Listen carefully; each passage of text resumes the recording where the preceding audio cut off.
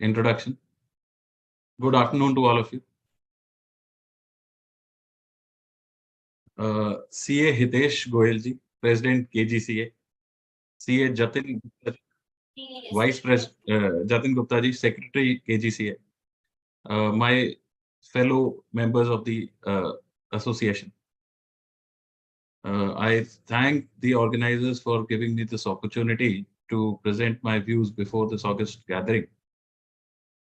The subject that has been given to me today is issues and intricacies in the TDS provisions. So TDS provisions के साथ हम एक hand in glove की तरह जुड़े हैं. Every practicing chartered accountant or a tax practitioner or advocate जो return से deal कर रहा है, TDS के ऐसे provisions हैं जो कि हर एक को matter करते हैं, and despite any number of years of experience, every professional at some point in time faces problems related to TDS provisions. So what Hitesh जी ने जब मेरे को दिया तो मैंने इसको एनालाइज किया कि क्या-क्या सब्जेक्ट्स लेने चाहिए.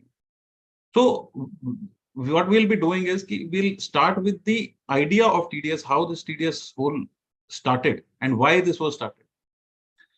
Moving on to the basic issues, core issues कौन से देखने चाहिए as a professional. We'll not be discussing, हमें सबको provision सारे आते हैं कि 194 J में क्या होता है, C में क्या होता है. We'll not deal into those statutory provisions. But as a advocate in the profession or as a professional, working professional, जो issues मैं face करता हूँ कि एक subject को पढ़ना कैसे चाहिए. We'll try to enlighten everybody on those aspects.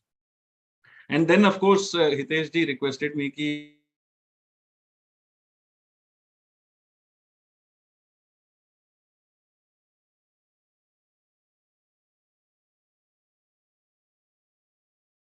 And before I actually begin my session, अगर बीच में किसी की queries होती हैं तो please feel free to raise your hands and or share your questions on the chat box, and then probably Hitesh ji or somebody can take up the issues. हम ये भी नहीं करेंगे कि सिर्फ साथ-साथ questions ही लेते रहेंगे so that the whole program gets delayed. But we can just vet the questions. अगर कोई relevant बहुत important question आता है बीच में जो साथ के साथ हमें लेना चाहिए, we'll definitely, those are welcome and we'll take it. Hitesh can like to members को वैसे खुद भी अलाउड है, वो अपना अनम्यूट करके खुद भी क्वेरी आपसे डायरेक्ट भी पूछ सकते हैं. तो ईच एंड एवरी मेंबर इसको एनी टाइम ही और शी कैन अनम्यूट हिमसेल्फ. मैं एक स्क्रीन शेयर अलाउड होगा? मैं एक बार अलाउ करा दीजिए. अलाउड है सर, आपको अलाउड है सर. देखिए आप करके देखिए, मेरे को यहाँ पे मैसेज आ रहा है, it has been disabled. Can you please check? अच्छा, ओके, आ गया.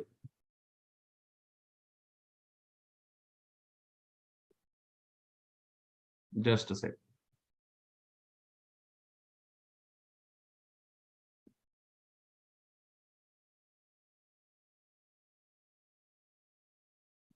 My screen is visible? Yes, sir. Yes, sir, visible. Okay, great. एक second, sir. ये ना, I'll just move this video screen somewhere. Okay.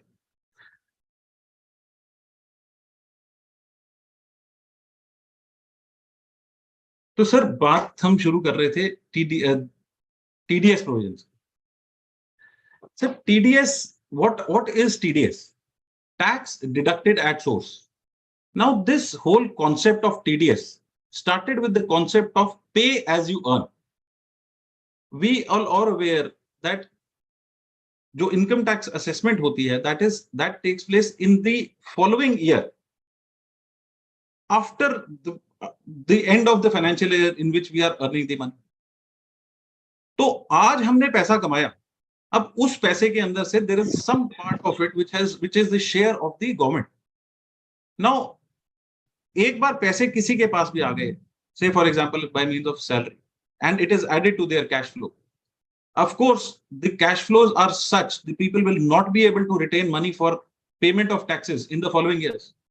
So with this concept, provisions of TDS, pay as you earn, were brought in, ताकि सरकार को भी जो पैसा उनका है, जो taxes उनके आने हैं, that should be received in the year when they income is actually accruing, which is the income of the government.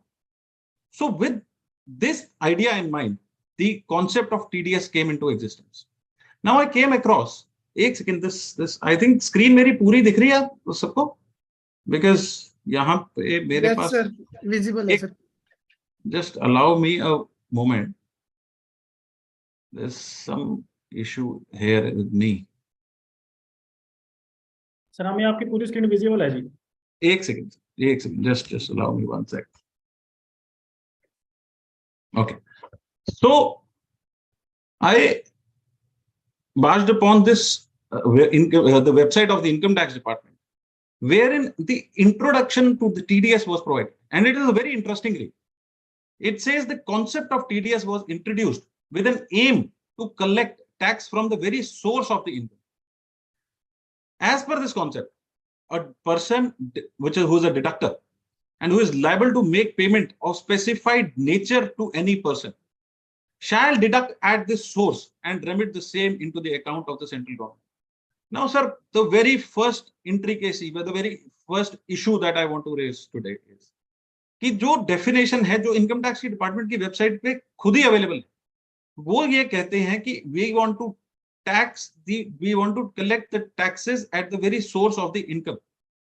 But sir, हमने ये देखा है कि पिछले कुछ सालों के अंदर the concept of collection of TDS on income has widened, and TDS is being collected on areas जहां पे इनकम नहीं है. Say for example TCS on cars, on sale, on payment under LRS. So LRS के अंदर पैसा अगर कोई India से बाहर भेज रहा है, that is not in the form of an income to anybody. It is not accruing as an income to anybody. But TDS provisions, TCS provisions are being introduced in those areas. So yes, the concept of TDS has widened over the years, and it has moved on from the basic concept from which it was introduced, which was to collect taxes at source. Now, sir, TDS की एक बार बात हो जाती. Now, where the TDS, the provisions of TDS हमें कहाँ मिलते हैं? Pay as you earn scheme is not only restrained to TDS. It is inclusive of advance payment of taxes, collection of taxes, chargeability of interests, and the fee, the late payment fee. Everything under this concept is included in chapter 17 of the Income Tax Act. I have just bifurcated these small parts as available in the chapter so as to highlight कि हम क्या-क्या देखेंगे और क्या-क्या हमें देखना चाहिए. Sir, moving on. The basic idea of TDS, the introduction of TDS, the concept of TDS is included in section 191. हम normal course of profession के अंदर इन sections को नहीं पढ़ पाते, and they are very, very important to read as a profession. So section 190, what does it say? Deduction of at source and advance tax payments. Now, sir, TDS, अभी हम बात कर रहे थे कि TDS कैसे लगा. TDS is, of course, we are dealing with Income Tax Act. It is direct tax. TDS, however, I would like to call it as an indirect tax to direct taxes. What does that mean? Payment to taxpayer ने करनी है, but the TDS is collected indirectly through the person who is making the payment. So under the provisions of section 190, a person who is a payer, who is required to pay to a certain person a sum of money, whether in the form of an income or otherwise, is given an additional responsibility to deduct tax at source and deposit it with the government. However, at the same time, they say that notwithstanding that the regular assessment has to be made at a later stage, the tax on income shall be payable by deduction or collection of taxes. Sir, क्या मतलब है कि एक assessee जिसकी income की बात हो रही है, उसकी असेसमेंट अगले साल में होनी है, which is the assessment year, but the payment of taxes shall be made through the provisions of section 190. Section 190 gives power to the entire chapter to come into. Now, immediately after that, what does Section 190 say? Notwithstanding anything contained in this section, the chargeability of tax remains under Section 4. Meaning, again, sir, this is direct taxes. The payment of tax, the liability of tax has to remain with the assessee directly. These are simply the provisions created to collect the tax at a time prior to the time when it is actually to be collected. इसकी वजह से TDS की provisions की वजह से section 4(1) की chargeability affect नहीं हो. Now again there is section 191 because these two sections give power to the entire chapter. What does section 191 say?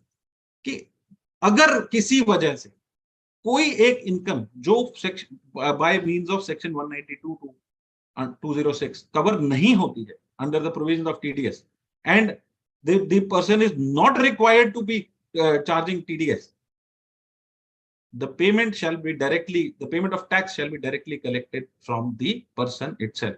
या किसी वजह से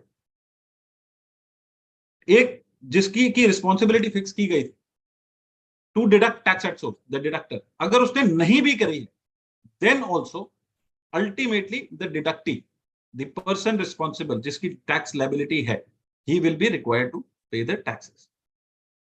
Now there is an explanation here. Explanation की जरूरत हमें बाद में पड़ेगी सेक्शन 206(1)(c) जब हम डिस्कस करेंगे जब for assessee in default. So in addition to there is a responsibility casted here upon the deductor in addition to the person responsible.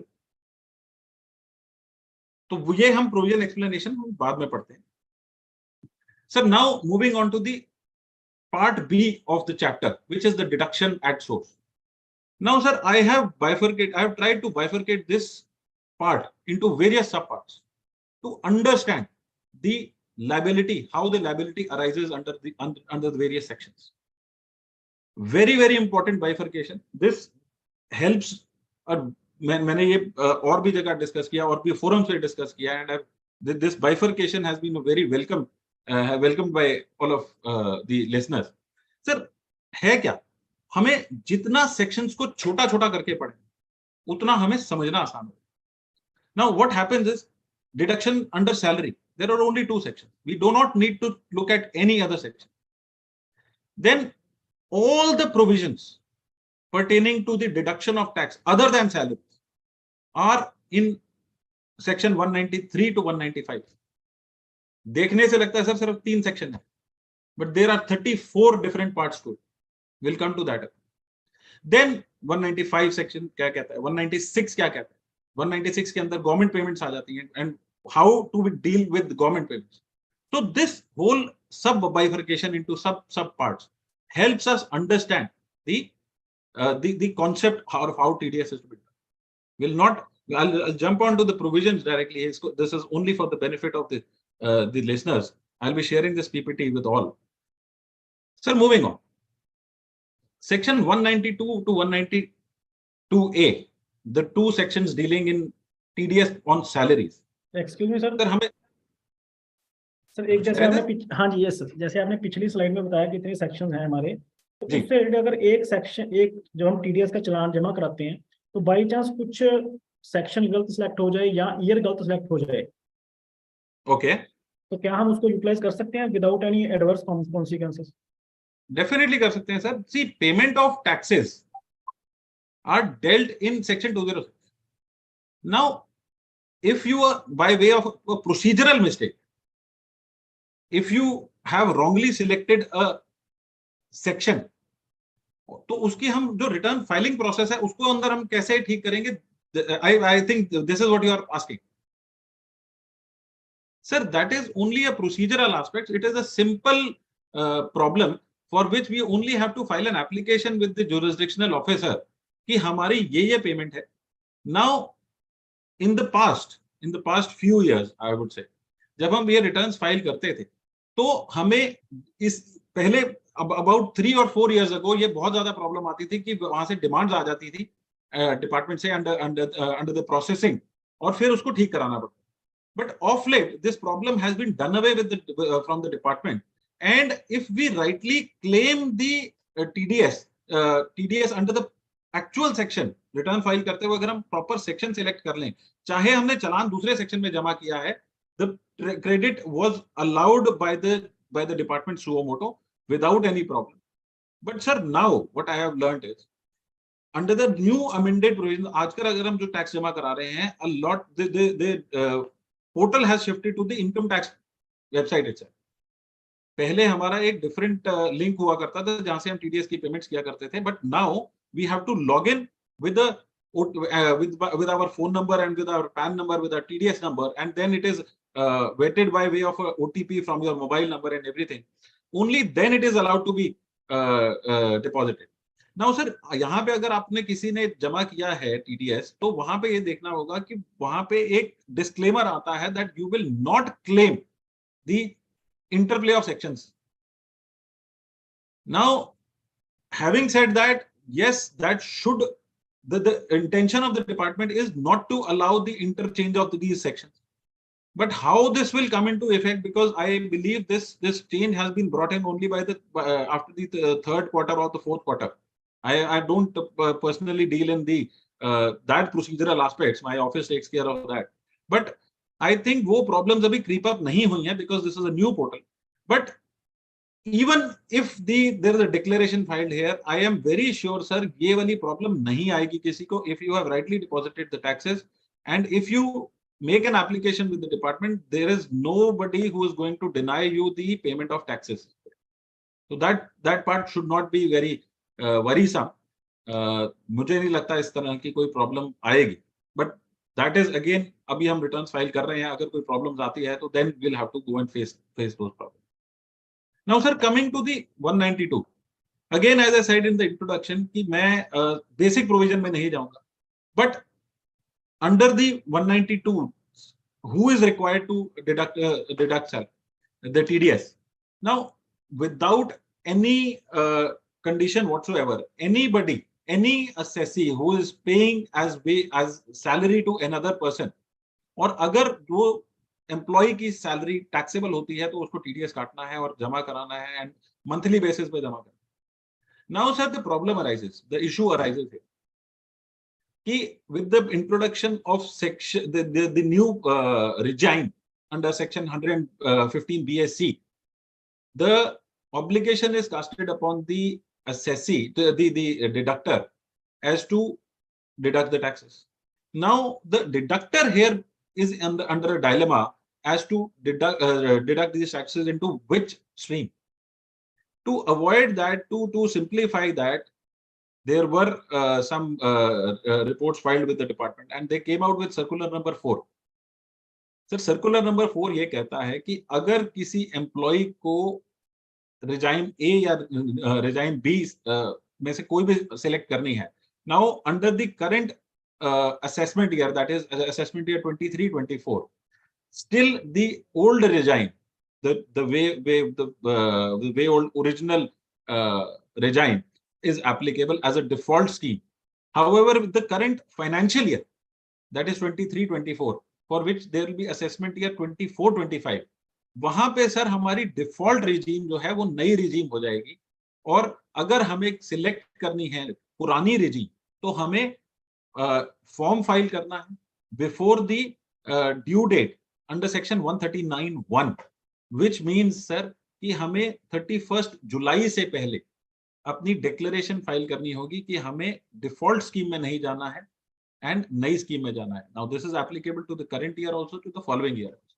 But the problem here is sir, आज की date में जो assessment year इस time deal कर रहे हैं हम 23-24, dealing with the year ending 31 March 2023, वहां पे हमारी पुरानी डिफॉल्ट स्कीम है और अभी तक जितना टीडीएस कटा है वो उसके अंदर कटा है.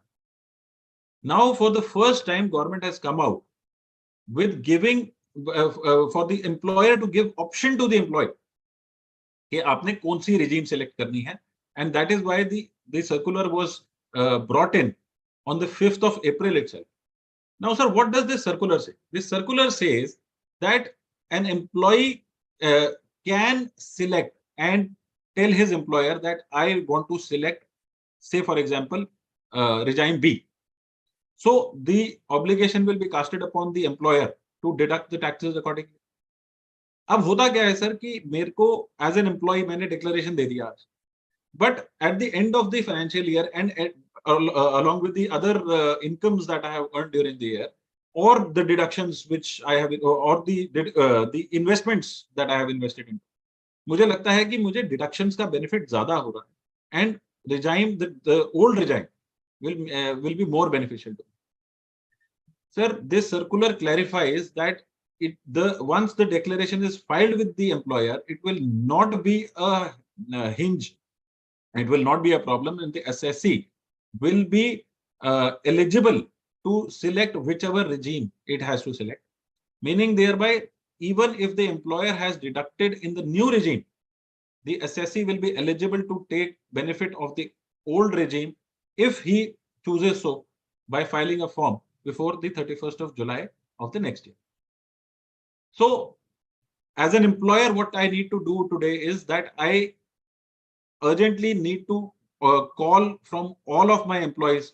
We need to circulate a form and give an option to all my employees to give you a referendum that which option they want to go in. Apart from that, every year CBDT issues certain guidelines which have to be followed in the process of deduction of tax at source. Now, sir, ये अभी आती रहेंगी deductions, but I am sure with the advent of time, अगर the second regime is to be followed, I think the deduction of TDS on salaries will be very, very simplified. But वो कितना beneficial होता है कि नहीं होता, this is for the times to tell. Now, sir, coming to the other part of the TDS provisions, which is on the non-salaries. As I said earlier, sir, लगने को लगता है कि section 193, 994 and 195 are the three sections. But there are 34 sections within these three sections which create liability on different class of persons to deduct TDS. Now, each of these provisions raises certain questions. What are those questions? Say, for example, 194C, 194H, 194J, 194I, और अब तो I के इतने सारे section बन गए हैं, वो अभी हम सारे डील करें. So, what is common in all these sections? So, what is common is every section will start with who is liable to deduct under this particular program. Every section will be, all the sections are not applicable to all the persons per se. As I said, the TDS has developed over the years. There is an evolution of the provisions. And that is why all the casting provisions, because the idea started with the very, very small scale, कि TDS किसको किसको applicable होगा. But because the provisions, the जो numbers चल रहे हैं sections के, वो already casted हैं और हमारे 270s तक सारे casted हैं. तो जितने भी section बढ़ाए गए over the period of time to increase the liabilities, they all had to be constrained within 194. And that is why we say कि 194 हम Q तक पहुंच चुके हैं, R तक पहुंच चुके हैं. Anyway, sir, coming back. So, what is common between the sections is कि who is liable to deduct tax. Then, when does the liability arise? Then the third question that comes up is कि what is the rate of tax? And even if the rate of tax is there, whether there is any exemption allowed in those. अब sir ये सारे करने के बाद भी हमें पता चलता है कि कहीं पे तो ओवरलैपिंग ऑफ प्रोविजंस भी हो गए. एंड ओवरलैपिंग ऑफ प्रोविजंस हमने कहां स्पेशली देखी है, जहां पे TDS on sale and purchase आया. देन ओवरलैपिंग ऑफ प्रोविजंस आती है सेक्शन 194C और 194J के अंदर. There is a lot of litigation happening into those two sections. अभी देखा गया है, I'll be discussing that particular clause also. 194C और 194I की भी overlapping बहुत जगह मिली. There are cases to that. One of the cases I'll be discussing in the later part. Now, sir, ये हमने डिस्कस कर लिया कि क्या-क्या एक liabilities कास्ट होती हैं, कैसे-कैसे liabilities कास्ट होती हैं. Now, what if we do not comply to the provisions of these sections?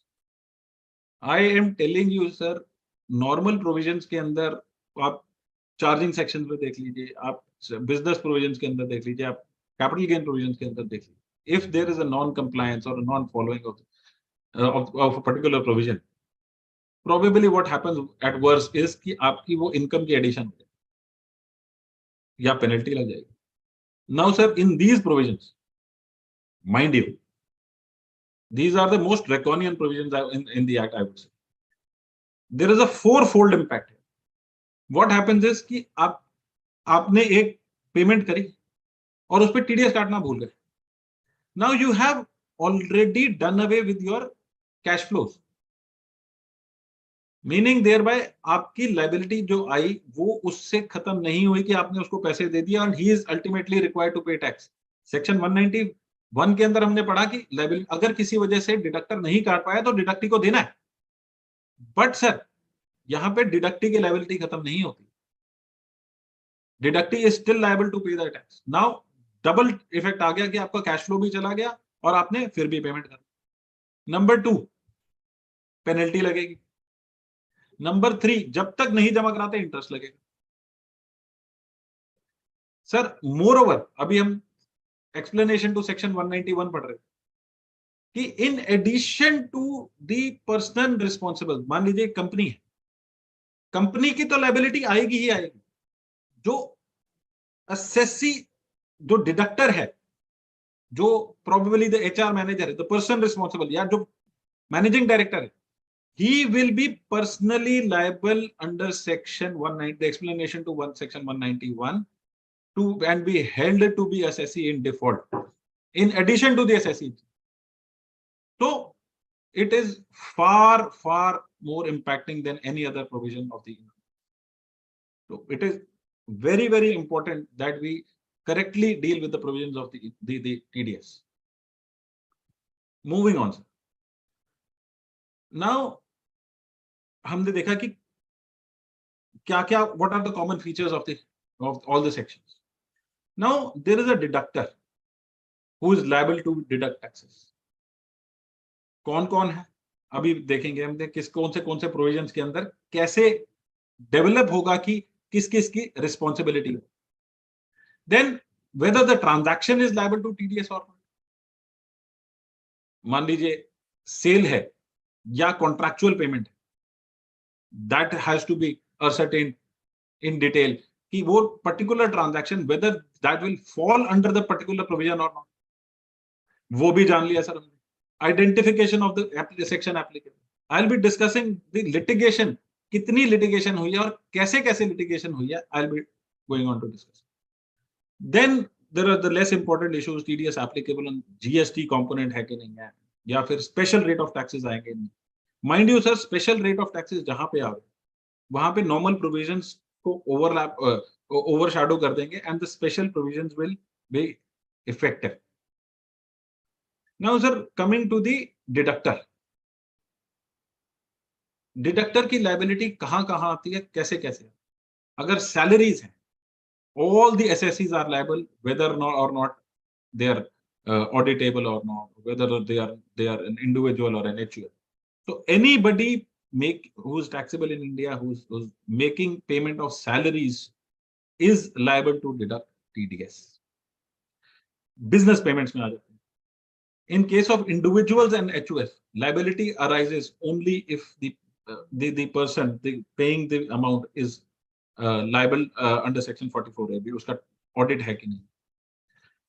In the other business payments other than individuals and HUFs, the liability arises from day one. Now of course there are threshold limits कि कब कब कैसे कैसे होगा, but other than that the liability is there. Now sir, again as I said, these are evolving provisions. Section 193, 194 बड़े थोड़े से sections के साथ कंप्लीट कर दिया गया था, but over the period of time, apart from the business payments, अगर हम एक पर्टिकुलर सेक्शन की बात करें, सेक्शन 194C में there is a, even in the cases of individual and HUF, there is a provision, there is a sub provision which says that in case the payments are made by individuals and HUFs for their personal expenses, they will not be liable to deduct TDS. इसका क्या मतलब हुआ करता था sir कि अगर मैंने अपने घर बनाने के लिए कोई पेमेंट कर दी तो that will not be, even if I am liable to audit, But in such a scenario, I will not be subjected to TDS on that personal payment. Now, sir, as an evolution of these provisions, those provisions have been extended to personal payments also. Starting with, कहां से लगा था sir? सबसे पहले आया था purchase of immovable property 194 IA 50 lakhs. It went on to include rent. Now commission, contractual works, professional services, everything has been included. So the provisions are getting widened every day. And as अभी हमने देखा है कि उसकी क्या क्या consequences होते हैं non deduction के, they're very draconian. Now, sir, moving on, whether a particular transaction is liable to TDS or not. What is to be ascertained? Whether a transaction, I'm taking an example, whether a transaction is in the form of a sale or a works contract. मैं एक example लेता हूं यहाँ पे, and I put it to the forum. मैंने दिवाली पे gift करने के लिए थर्मस बॉटल्स खरीदी. मैंने उनको बोला कि जी मेरे को आप 100 थर्मस की बॉटल सप्लाई कर दीजिए. Whether this transaction is liable to TDS or not. Anybody? Sir ये पर्सनल ग्राउंड वाला जो टीडी आपने पर्सनल ग्राउंड पे लिया? सर मैंने बिजनेस के लिए लिया. मैंने अपने बिजनेस प्रमोशन के लिए 100 बॉटल्स खरीद ली मार्केट से. मैंने डिस्ट्रीब्यूट करनी. What will be the impact of TDS? Whether it is in the nature of 190 contractual payment, deductible under 194C or not? Anybody would like to answer?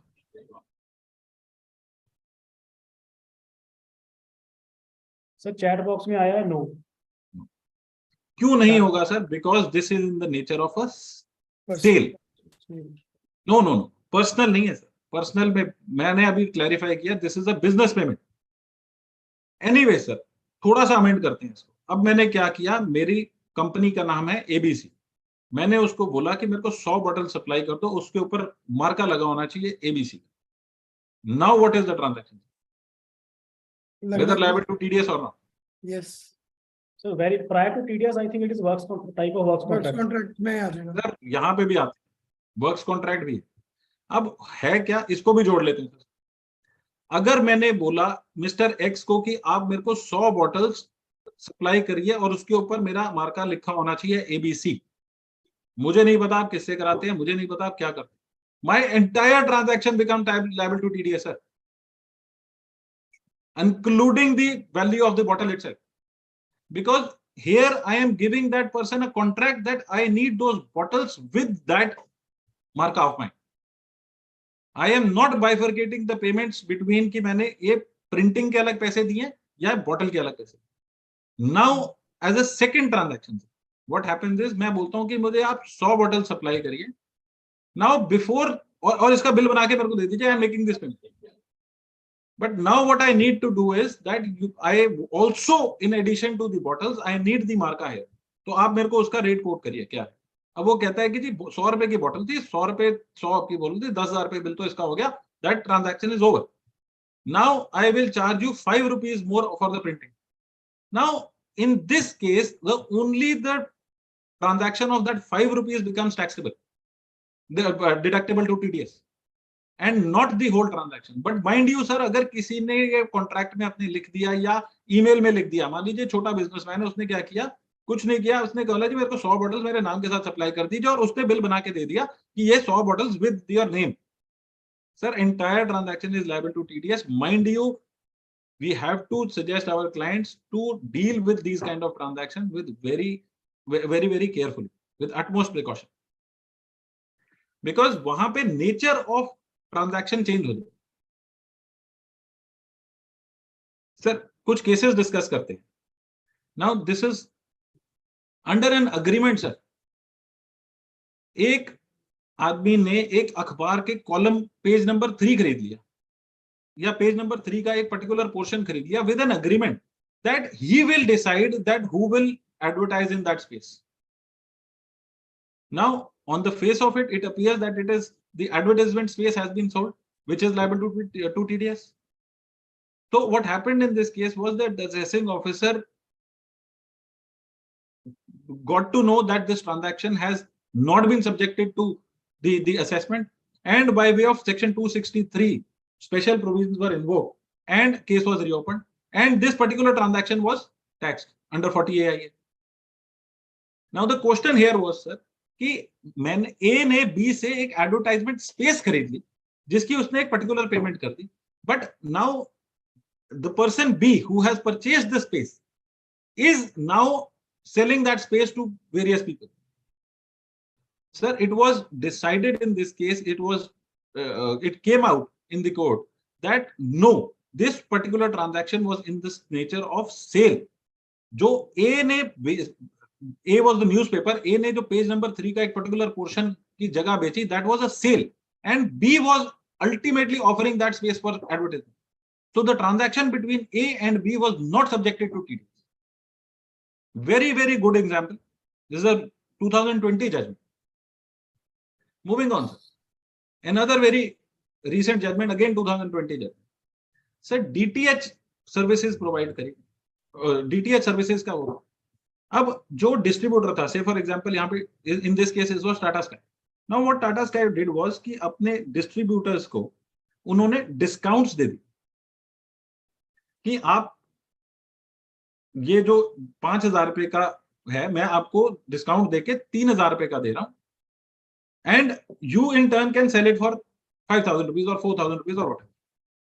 Now the assessing officer sir in this case said that these discounts are not discounts, rather your sale is 5,000 rupees and you are giving a commission of 2,000 rupees to your dealer, and because this was ascertained to be a commission, he said that 194H should have been invoked and TDS lagna chahiye. So the court held that no, discounts given to the distributors and customers could not be considered as commission. These were dealt in the books of accounts as discounts and the nature cannot be changed. So time in and time out, courts have always held that the assessing officers will not get into the shoes of the assessee to ascertain how the business is to be run. यहाँ पे the company took a principal decision that a discount has to be given. हम 3,000 रुपए का दे देंगे, आगे कितने का भी बिकेगा, that is okay. And that was agreed upon by way of an agreement between the company. So the courts held that once it is given the shape of a discount based on certain quantity and whatever, so it has to be dealt as a discount and not as a commission. So the final price of the sale was 3,000 rupees, and because it was a sale, it is not subjected to TDS. Sir, again, a very good judgment. Sir, film distributor ने अपने एक by way of a minimum guarantee royalty एक rights बेच दी. Now, because the term used here was royalty, minimum guarantee royalty, the assessing officer said that the provisions of 194J are applicable and TDS on this royalty should have been done. Sir, it was held. It is a Delhi High Court case. It was held that the copyrights are always with the producers and distribution is merely given the right of exhibition of the cinematography works. And just because there was a minimum guarantee royalty and the word royalty was used, it does not contemplate royalty in terms of section 194J. And the transaction will not fall under the provisions of TDS. So what we have to look into is कि मेरी particular transaction क्या मेरे provisions के अंदर fall हो रही है कि नहीं हो रही है. This is very, very important. And the provisions have to be given a very strict implementation. It is a strict jurisprudence, and it is not कि अगर आ गया, it is not a liberal interpretation cannot be there. There has to be strict compliance of the provisions in the words and manner with which they are used in the provisions. Now sir, अभी हमने यहाँ पे देखा कि deductor भी कौन liable है कि नहीं, ट्रांजैक्शन लायबल टू टीडीएस है कि नहीं. Now what more is that the identification of the section applicable. As I discussed earlier, मैं शुरू कर रहा था कि 194J लगेगा या 194H लगेगा या 194 बिटवीन सी. अभी हमने केस भी डिस्कस किया कि 194C और H में कौन सा लगेगा. So this is again a very, very important issue. मान लो कोई कॉन्ट्रैक्चुअल पेमेंट है जो ओवर पावर होके कंफ्लिक्ट कर रही है 194J के अंदर. 194C और 194J के अंदर कॉन्फ्लिक्ट हो रही है। नाउ 194C के अंदर there is a 2% TDS required to be deducted, but under 194J 10%। नाउ डिडक्टर ने को पता था, उसने TDS काटना है, डिडक्टी भी आइडेंटिफाई हो गया, ट्रांजैक्शन भी टैक्सेबल है, बट प्रोविजन गलत कर दिया। Again the liability remains. 2% जमा कर दिया था, करना था 10%, लायबिलिटी रिमेन्स 8% की सारी प्रोविजन एप्लीकेबल होती। Now again, there are some cases which came to my attention. Again, these are all very latest judgments. Sir एक एसएससी था, मीडिया ब्रॉडकास्टिंग कंपनी, जिसने की एक ट्रांजैक्शन में वो कह रही कि एक बैंडविड्थ बेची। Now under this provision he deducted, because this was an agreement, he deducted TDS under 194C. However, the assessing officer opined that the payments were in the nature of fees for professional and technical services, and 194J was to be involved. Now, यहाँ पे फिर झगड़ा पड़ गया sir को, कहते हैं कि technical services, because fee for technical services other than profession is also to be included there, तो यहाँ पे काटना चाहिए था, 194C में नहीं काटना चाहिए। सर 194J के अंदर भी दो पार्ट्स हैं, वहां पे भी 2% TDS कटता है under fee for technical service. Now इस केस के अंदर भी चाहे रेट ऑफ टैक्स का झगड़ा ना भी होता, बट सेक्शंस का झगड़ा होता, but the courts held that the fee, the technical services, the word technical services again has to be given a very, very strict interpretation. Now, when I was also reading this section, I also wanted to check कि ये technical services कहाँ पे defined है, I did not know. But ultimately, I found that section 9 deals with the payment of a fee for technical services, and explanation 2 to section 9(1). Sub-proviso 7 deals with this. So, which says that a technical services will be merely managerial, technical or consultancy service. Sir, meaning thereby कि जब भी हम कोई इस तरह की transaction को deal करते हैं या हमारे सामने हमारे क्लाइंट की प्रॉब्लम आती है, we have to get deep into the provision and to check whether in which category it is falling and what section needs to be implemented here. अमूमन देखा गया है सर, जो हमारे क्लाइंट्स हैं हमने हमसे पूछते ही नहीं है, हमें लास्ट में आके बताते हैं कि हमने तो इसमें काटा हुआ, आप डील कर लो। But as tax practitioners, as consultants, it is our duty at the time of filing of the return of income to check the nature of the transaction की ये कहाँ पे। डिफिकल्टी ये है सर कि हम पूछ भी लेते हैं, लोग बता भी देते हैं, बट जब बिल देने की बारी आती है तो कहते हैं कि ये क्या है, हमने तो ये करके ही भेजा था, आपने क्या नया बता दिया कि जो हम देते हैं। बट उनको ये नहीं पता कि हम ये सब कुछ करते हुए आपको कंफर्म कर रहे हैं कि आपकी क्या ट्रांजैक्शन ठीक, वेदर इट इज करेक्ट और नॉट, और कल को अगर लायबिलिटी आएगी तो क्या वो जो लिटिगेशन कॉस्ट उसमें लगी, क्या वो उसके बजाय आज एक ढंग का कंसल्टेंट हायर करना ठीक था कि नहीं। But these are practical problems all of us consultants do face day in day out. Then these are some more case laws. I think थोड़ा सा आगे चलते हैं, because नहीं तो आगे बहुत कुछ कवर अप करना है. This can be taken up. I have selected some very interesting and latest case laws which will be of interest to a lot of all the members. ठीक है सर, चलिए कोई एक और ये छोटा सा उठा लेते हैं. दिस इज अगेन, मैंने इसका डिस्कस भी किया था, जैसे बॉटल्स का एग्जांपल मैंने लिया था. क्विक हील का ये एडवांस रूलिंग अथॉरिटी का केस हुआ. नाउ क्विक हील के अंदर इशू क्या था, ये एक वेरी इंपॉर्टेंट सब्जेक्ट, कि जैसे हम सॉफ्टवेयर खरीदते हैं तो सॉफ्टवेयर, अब इनकम टैक्स से सॉफ्टवेयर लेते हैं, जैसे हमने जीनियस का सॉफ्टवेयर खरीदा या हमने टैक्स मैन का सॉफ्टवेयर खरीदा, तो now whether this transaction is liable to TDS under 194J और 194C. Now as a matter of fact sir, अगर मैंने ये सॉफ्टवेयर एज सेल खरीदा है, as sale of a commodity खरीदा है, तो TDS में नहीं आया.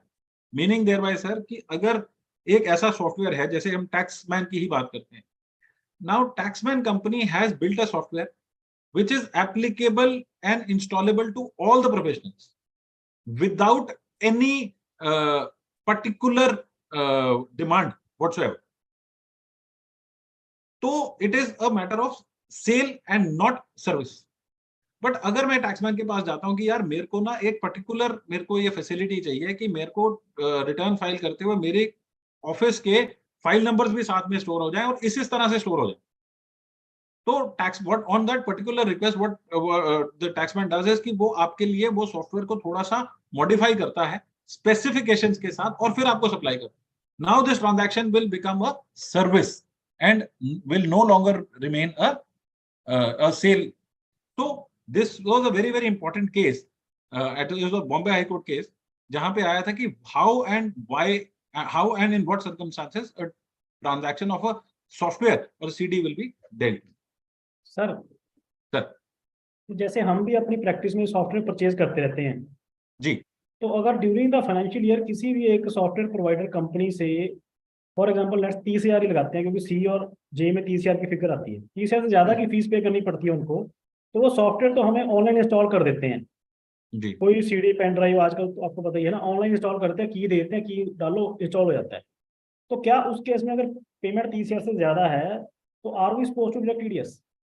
नहीं नहीं, again sir, whether or not it is in the form of a CD or it is supplied by way of a key stroke कि आपको एक सीरीज ऑफ की नंबर्स दे देते हैं जिससे आप ऑनलाइन इंस्टॉल कर लेते हो, that is only a procedure of installation and has nothing to do with whether it is a sale or a service. It will become a service the moment when we say कि हमें ये particular transaction चाहिए या particular modification चाहिए. पर sir I think income tax में ये define, ये कहीं ना कहीं सेटल हुआ था कि अगर आप सॉफ्टवेयर को पेन ड्राइव और सीडी में लेते हो तो it will be a sale, otherwise Sir, the fortunate or unfortunate part of howsoever you call it, it is even the Supreme Court has always said that every case has to be dealt in with the particular nature of the transaction and the circumstances in which it is represented. Now, जब ये आप जो case की बात कर रहे हैं बिल्कुल ठीक कर रहे हैं, that was probably 10 years from now. At that point in time, there was no services by way of which we could install a software online. And it was merely by way of कि वो CDs के अंदर आता था या घर पे आके कोई बंदा इंस्टॉल करके जाता. Now, at in those particular cases, वहां पे कहीं ना कहीं हमारी ये मॉडिफिकेशंस थी. अगर आज से 10 साल पहले की हम बात करें, अगर हम माइक्रोसॉफ्ट वर्ड की कोई सीडी खरीदते थे, नाउ अगर माइक्रोसॉफ्ट वर्ड हम चाहे ऑनलाइन खरीद रहे हैं चाहे सीडी में खरीद रहे हैं, Microsoft is not going to amend or modify for me as a person unless and until I give him a contract for कि जो मेरी 10,000 बंदे की कंपनी को उन्होंने केटर करना है, वहां पे मैं उनसे मॉडिफिकेशन मांगू कि मेरे को ये सर्विसेज साथ में चाहिए, that might be considered as a service transaction. But मैं एक माइक्रोसॉफ्ट वर्ड की सीडी खरीद रहा हूं, चाहे वो मैं ऑनलाइन खरीद लूं, चाहे वो मैं इंटरनेट से डाउनलोड कर लूं या फिर वो मैं एक सीडी के फॉर्म में खरीद लूं, that will not make a difference.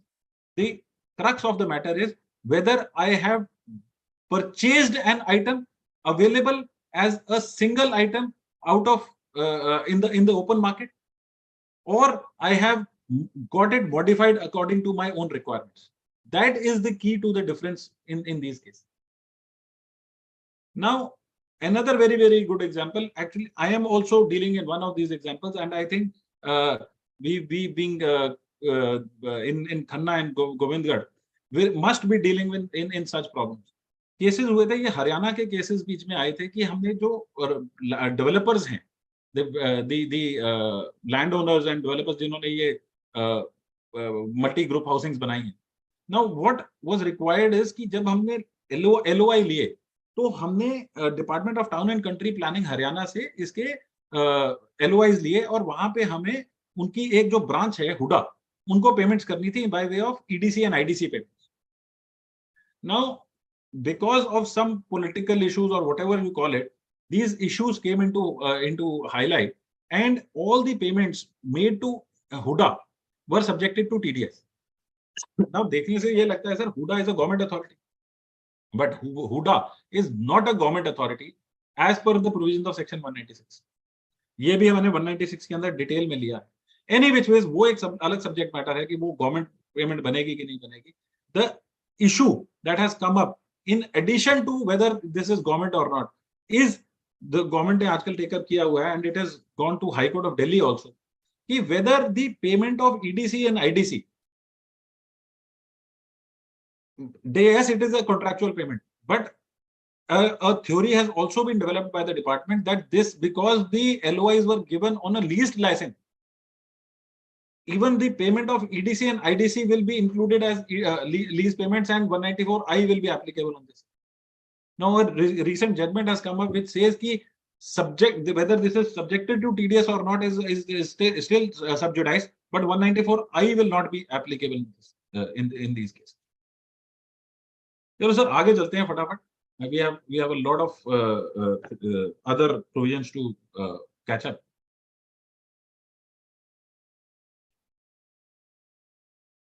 Sir GST component पे TDS लगना है कि नहीं लगना? At the time of service tax there was a Rajasthan High Court judgment which came up कि इसके ऊपर नहीं लगेगा, and with the advent of GST again a circular came up कि GST के ऊपर it is not, TDS is not recoverable. Small issue can be ignored at the time. Then sir, individual payments and payments by individual and HUFs for personal nature. तो अभी हमने discuss किया कि 194, अब यहाँ पे क्या हुआ, 194I तक तो हम आ गए करते करते. नाउ सेक्शंस के नंबर्स ही खत्म हो गए इनके पास. प्रोफेशनल पर्सनल पेमेंट्स के अंदर सबसे पहले प्रोविजन लेके आए 194IA, where in the purchase the TDS was required to be deducted on purchase of immovable property by a person beyond 50 lakh. Sir इसको करते करते, because it was covered for a personal nature of transaction, a welcome provision was specially created, wherein the need for TAN number was done away with. So for the first time under section 194IA, a special provision was created, जहां पे कि हम by way of PAN ही अपना TDS काट के जमा करा सकते हैं, because it was of a nature of a single transaction, and TDS numbers over a period of time was not required to be taken, and those 26Q returns were not required to be. Now, this was further extended to payment of rent by individuals. Now, under 194IB, sir, in case an individual or an HUF takes a house for his own personal use on rent, and in case the rent is above 50,000 rupees a month or part there, for a month or part thereof, TDS is required to be deducted. Now, some very peculiar problems come up, arise out of this provision. So the words used here are कि 50,000 रुपए से ऊपर का rent होना चाहिए. What does that mean? कि मेरी एक ट्रांजैक्शन हुई, मेरी डील हुई कि मैंने 45,000 रुपीज का रेंट देना, और मैंने ये ट्रांजैक्शन एंटर करी इन the month of June, but after a period of 6 months, my rent was supposed to increase to 55,000. Now, what happens is, sir, कि मैं at the end of the year, I have made a payment of 45,000 rupees for 6 months and 55,000 rupees for 4 months. Now, what is the amount of TDS which will be deducted on this transaction? Yes, there was additional provision here कि मेरा जो TDS है, that will be deducted only at the end of the tenancy period or the financial year, whichever is it. अब हुआ क्या sir, मैं payments तो कर रहा हूँ रूटीन में, बट मेरे को और मेरा टेनेंसी भी कंटिन्यूड पीरियड में है, तो मेरे को TDS काटना है in the month of March. Now they were able to arrive at a percentage of tax जहां पे मेरे को even if I am deducting it at the end of the financial year, मेरे को पूरे साल का रेंट और टीडीएस एडजस्ट करने का मौका मिल जाएगा with in the month of March. My amount of TDS will always be less than the month of the rent for that particular month. And even if it is not, it is the problem of the deductor कि उसको कैसे उसको recover करना. Now sir, the problem arises here is कि मैंने जो अब इस जो एग्जांपल मैंने लिया इसके अंदर क्या मेरे को पहले 6 महीने का टीडीएस काटना चाहिए था कि नहीं चाहिए? Sir no, answer is absolutely no. And मेरा टीडीएस जो कटेगा वो कटेगा सिर्फ 4 महीने की पेमेंट के लिए जहां पे मेरा रेंट था 55. नाउ सर, ये जो प्रोविजन बनाते हुए किसी को ये नहीं पता था कि बीच में कोविड भी आ गया. अब कोविड आ गया and we saw pan India rents कम हुए.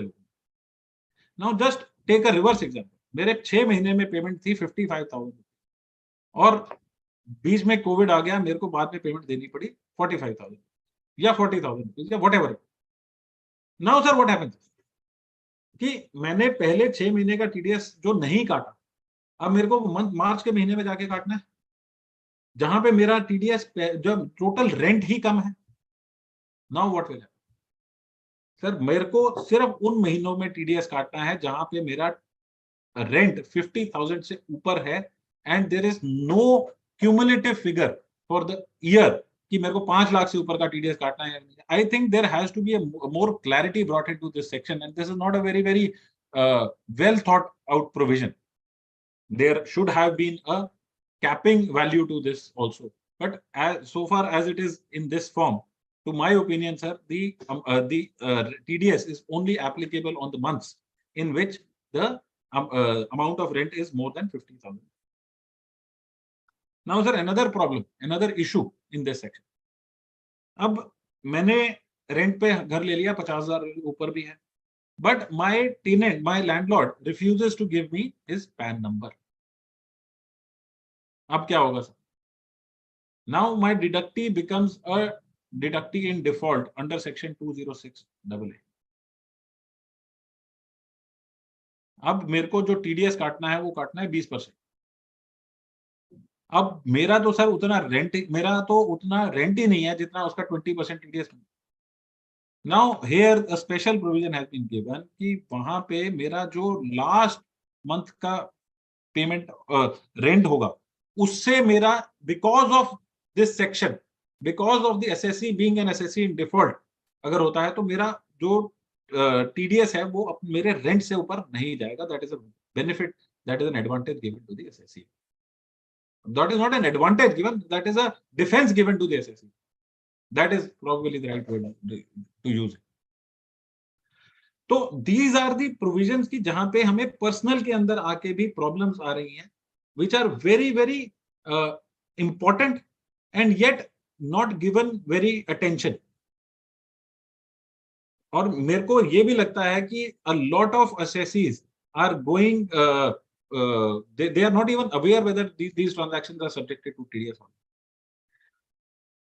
Now sir, moving on, then this provision of 194 IC was brought in. Now sir, we all know कि हर जगह दिल्ली के अंदर स्पेशली हम देख रहे हैं कि हर घर, हर एरिया के अंदर हर घर टूट के एक कोलैबोरेशन हो.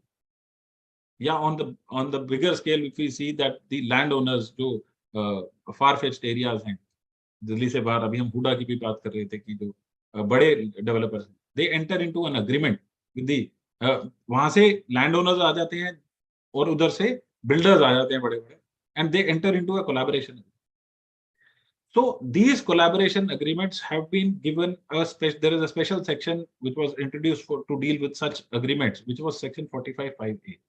Now 194 IC also has been introduced, जहां पे इसका TDS इसके ऊपर, इस ट्रांजैक्शन के ऊपर कैसे कटेगा, that was brought in. Then we come on to sir section 194M. Sir, very very important section.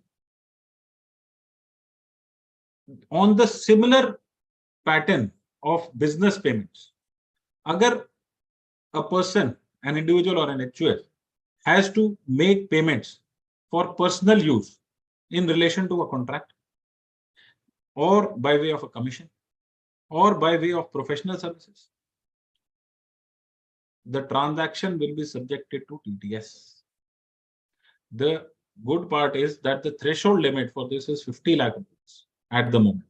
But I'm sure कि ये आने वाले टाइम के अंदर threshold कम कर दिया जाएगा and it will be applicable to even a larger other section of the society. Sir, 50 lakh rupees भी अगर देखा जाए तो it is not a very very big amount for a threshold value. Now, in case there is a कोई घर बनाता है, अपना ही घर उसने पूरा जीरो से स्टार्ट करके पूरा घर बनाया, and for which he is making a payment to a contractor कि ये रहा मेरा agreement आपके साथ and you will build my house on such and such value. Sir, TDS provisions will set into play, and I am telling you, sir, there are hundreds of assessees who are ignoring this issue. मैं आपको एक example लेके बताता हूँ कैसे. Specifically in Delhi, I would tell you. Sir, मैंने अपना घर कोलैबोरेशन में दे दिया और ये बोला कि मेरे घर को तोड़ के आप इसमें 4 फ्लोर बना दीजिए और उसमें से एक फ्लोर मैं आपको दे दूंगा, बाकी 3 फ्लोर मेरे बिल में आप बना के दे देना, and that in lieu of the construction that 1 floor belongs to you. But होता क्या है सर, ये अग्रीमेंट कभी रजिस्टर नहीं होता, and ultimately in the 1 floor which belongs to the seller, the builder, it is always written that the landlord has demolished and constructed this property at his own expense, and this is the sale that he is giving. But the sale proceeds are given to the builder in some form or the other. Now, sir, this transaction becomes a taxable transaction under TDS under section 194M. अगर वो value 50 lakh से ऊपर निकल गई या for whatever reason, sir this is यहाँ पे default हो जाएगा, जो किसी को पता भी नहीं चलेगा कैसे हो गया और कब हो गया. Similarly professional services, we know the supreme court lawyers, अगर आज में एक मतलब जो बड़े वकील हैं, मैं तो उनकी बात भी नहीं करूंगा, जो छोटे वकील भी हैं जो सुप्रीम कोर्ट में हैं, they are also charging heavily, and transactions running into मतलब अगर पर हियरिंग 4 लाख 5 लाख भी है, the total cost of litigation goes above 50 lakh. Sir, personal cases are again covered by section 194M, and TDS will be liable to be deducted by those people, and I'm telling you there will be a lot of people जिनको पता भी नहीं होगा कि ये transactions TDS में cover होनी थी, but उन्होंने नहीं करी. So very important sections, new sections are coming up for personal payments, and we need to be very very careful while dealing in with our clients who are making such kind of payments. Now there are some questions कि 144AB के अंदर क्या होगा कि अगर वो exempt है नहीं है, but I think these are the provision by itself is much more important, but these are some areas which need to be given if weightage while we are deciding upon the chargeability. अब sir आते हैं ज्यादा important provisions के ऊपर, I think which will be more important for the gathering here. Hitesh ji, what do you suggest कि अब हमारे पास दो बड़े points हैं यहाँ पे. One is 194Q and the interplay with the 206, and the other is 194R. What should we take up first? Sir दोनों ही करने हैं. पहले आप ये 194Q और 206 का इंटरप्ले कर लीजिए. Right. हाँ जी, फिर उसके बाद आपका वो कर लेंगे. Right. Sir, 194Q and 206C. Sir, मैंने शुरू में करते हुए कहा था कि in the TDS, the income tax department's own website says that TDS is to be deducted in case of an income arise on the source of the income itself. Sir, ये चलता रहा, बहुत बढ़िया चलता रहा, but now the government realized that we have to widen the net of TDS and somehow bring in the sales in the होता क्या था कि हम जो बड़ी कंपनीज थी कैश के अंदर जो ट्रांजैक्शन थी वो पता ही नहीं चलती थी, या जो under reporting of sales, there was a lot of under reporting of sales and purchases made by a lot of people. तो बड़ी कंपनीज अल्टीमेटली जो डिस्ट्रीब्यूटर्स हैं, माल तो वही बेच रहे हैं। सो अ थॉट केम कि let's tax the bigger people and let's bring the sales recorded by the bigger people so that the purchases by the smaller people are fixed, are recorded somewhere, and they in turn will not be able to under report their purchases or turnovers. Sir, इसको सोचते हुए एक provision लाया गया section 206C1H, जहां पे mind you sir 206C1H पहले लाया गया एंड 194Q बाद में लाया। सो 206 के अंदर क्या हुआ कि when a person is selling to a person, और थ्रेशोल्ड इसके अंदर क्या हुआ कि सेलर की total turnover in the preceding year should be more than 10 crore. अगर एक ऐसा बंदा है जो 10 करोड़ से ऊपर की सेल कर रहा है और एक पर्टिकुलर बंदे से वो 50 लाख रुपए से के ऊपर की सेल कर रहा है या रिसीव कर रहा है, तो वहां पे उसको 1.1% टीसीएस कलेक्ट करना है। नाउ ये प्रोविजन ले आए। Now there was another provision which was introduced which is 194Q, जहां पे एक buyer, again it started with the threshold of 10 crore rupees turnover for the person on whom the provisions were made applicable.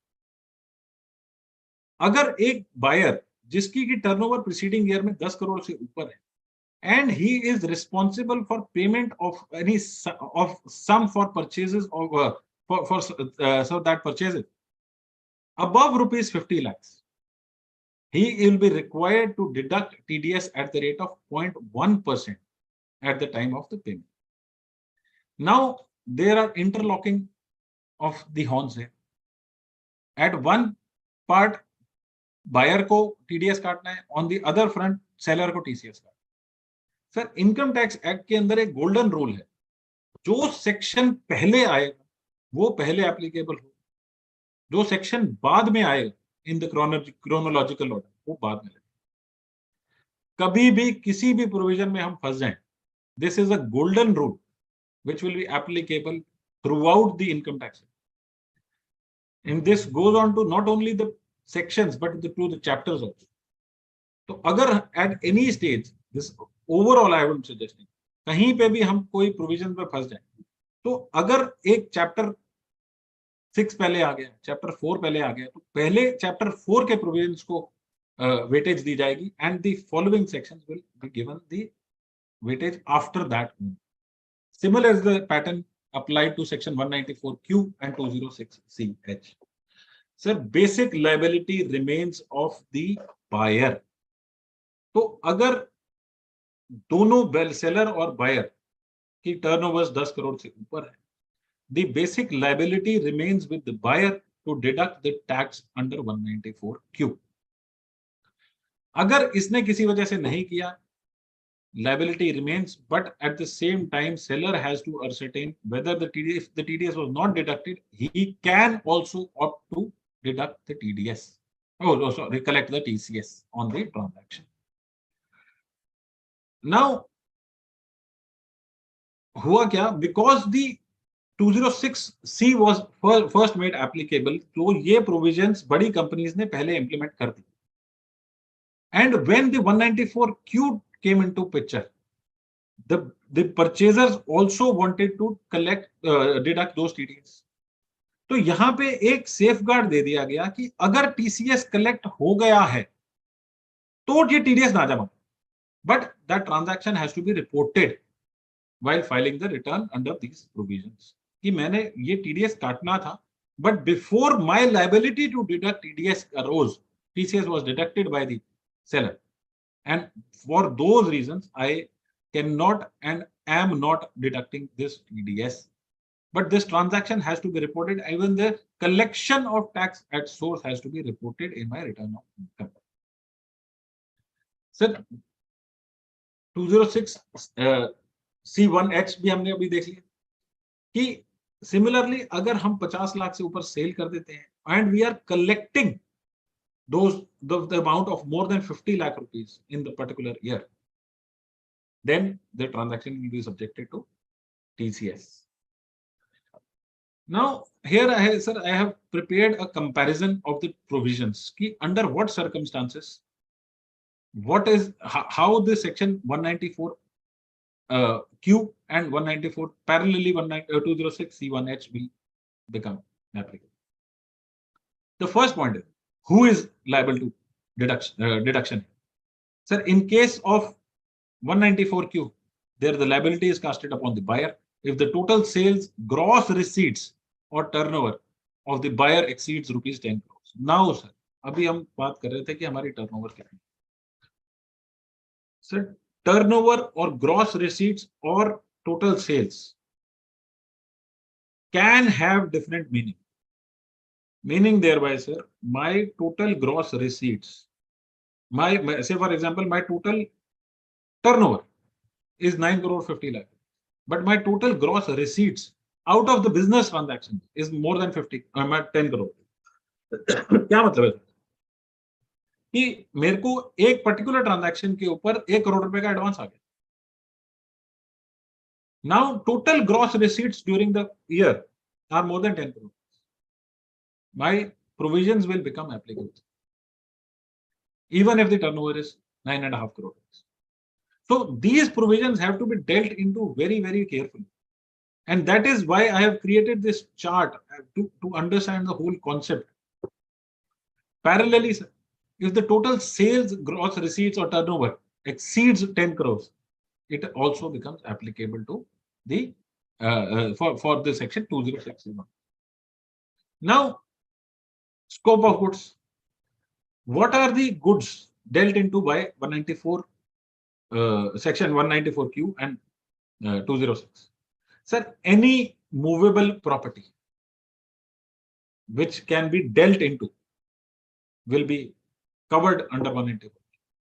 On the contrary, sir, under 206, because there is already some provisions जो हम उससे पहले 206 C1H से पहले specific provisions है for TCS, they will not be covered under 206 C1H. Like alcoholic liquor, tendu leaves, scrap. अब sir scrap का word लेते ही सबसे पहले मेरे को एक क्वेश्चन आता है. There is a very good litigation into it also. What is the meaning of scrap? Sir, scrap वो स्क्रैप होता है and there is a definition in the income tax act also. Scrap वो scrap है जो कि मेरा by way of a machining, by way of a manufacturing process scrap निकल के आता है. Say for example, मेरी steel industry and I am making certain steel utensils out. Now, when I am making certain utensils, there and some production has to be done of some plates or some katoris. तो मेरा एक जो भी steel sheet काटेंगे उसके अंदर से कुछ material बच जाएगा which will not take the shape of a final finished product. That only has to be treated as a scrap. Now, sir, the question arose. There are dealers, there are persons who are dealing into that scrap, जो वो खरीद के ले जाते हैं और वो in turn आगे बेच रहे हैं. तो क्या वो स्क्रैप है? नो सर, वो स्क्रैप नहीं. तो scrap will have the meaning of scrap which is a derivative out of a manufacturing process. Sir it means yes please. It mean ये जो स्क्रैप की प्रोविजन है वो सिर्फ और सिर्फ as per this definition manufacturers और प्रोसेसर्स के ऊपर ही लगी. Absolutely yes sir. Right, sir. I will read out. I could not include this. मैं case law बताने लगा हूं. I could not include this in this presentation. So there is this case CIT versus Priya Blue Industries. 2016 का case है, Gujarat high. It was dealt in. The word is as used in the definition of scrap. मैं उससे पहले definition पढ़ देता हूँ. Scrap means waste and scrap from the manufacture or mechanical working of materials, which is definitely not usable as such because of breakage, cutting up, wear and other reasons. Sir, meaning thereby कि कोई ऐसा material, plastic की sheet बनी, not only metal, plastic की sheet, plastic की plates आती हैं, या एल्यूमिनियम की शीट्स बनी, या रबड़ की चप्पल बनी. हमने देखा होगा कि रबड़ की चप्पल का एक स्क्रैप निकलता है, एक शीट के अंदर से रबड़ की चप्पल निकल जाती है, सोल्स निकल जाते हैं. And the left out process, the left out material can not be used as a product anyway. Only that material which is a resultant, which is a waste material of a resultant of a manufacturing process or a machining process, will be called in as a scrap. But अब अगर यही चीज एक dealer ऐसा है जो ये सारा स्क्रैप मटेरियल इकट्ठा करता है और वो बेचता है, then for him it is not a scrap. He is simply a trader of those goods. Those goods might be called scrap, but it is not a scrap item that he is dealing into under the provisions of this section. So for him, provisions of section 1206C1H will be applicable and not 206C1. That is a very, very fine differentiation between these. Scrap, the meaning of scrap that is dealt in under section 206 for collection of items. Now, sir, very, very interesting next point. Whether TDS or TCS is to be made on the GST value or not. Sir, एक ही act है, एक ही provision है, एक ही chapter है, अलग अलग लोग. Under 194H, 194Q, when TDS is deducted at the time of credit of the amount in the account of the seller and in terms of the agreement or contract between the buyer and the seller, the component of GST is indicated separately. In this case, sir, TDS shall be deducted under 194Q on the amount credited without including the GST. However, sir, under 206C1H, the GST has to be included while TCS is being collected. ये मेरे को नहीं समझ आया. Why can't they segregate the two things? यहां पे कहते हैं because it is a collection, हम कलेक्शन पे ले रहे हैं, तो वहां पे हम इंक्लूड करके लेते हैं, इसलिए हम पूरे पे लेंगे. पर यहाँ पे हम पे कर रहे हैं तो हम वो पेमेंट जो है वो जीएसटी पार्ट पे अलग से दिखा रहे हैं, इसलिए हम उस पे नहीं. Why such controversy has been created is absolutely, I have not been able to judge that. But this is the provision, and we as consultants have to take care while making these provisions applicable.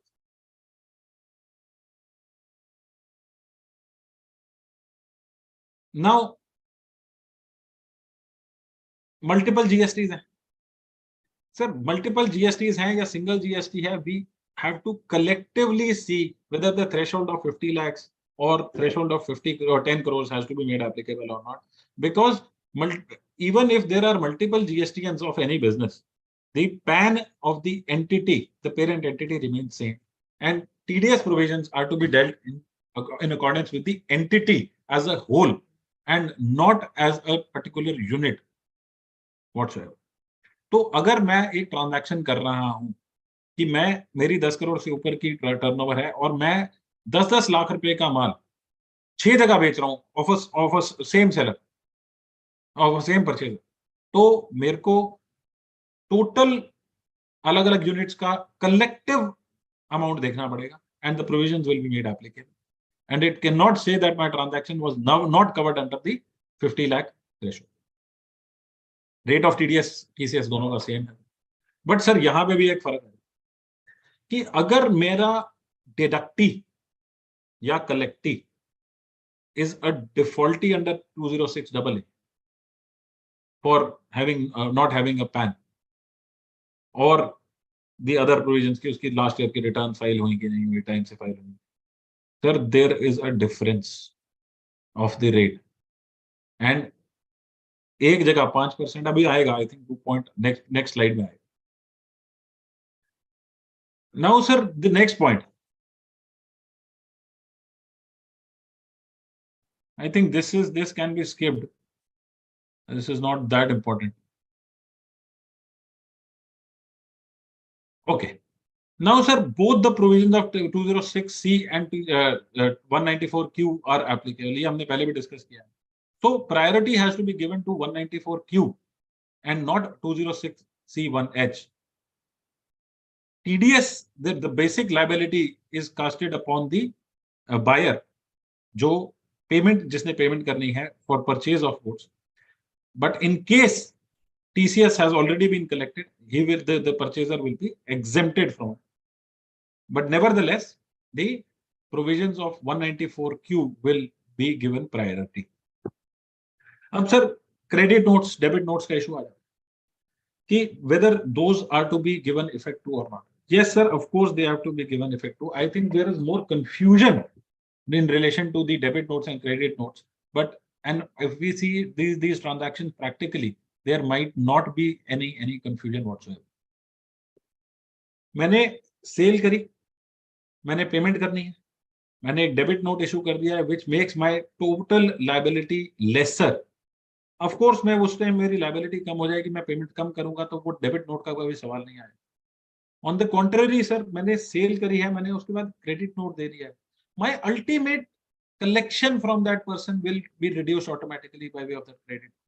So ultimately I will be receiving lesser money and वो automatic ही उसके अंदर आ जाएगा and this will not give me any problem practically. Moving on sir.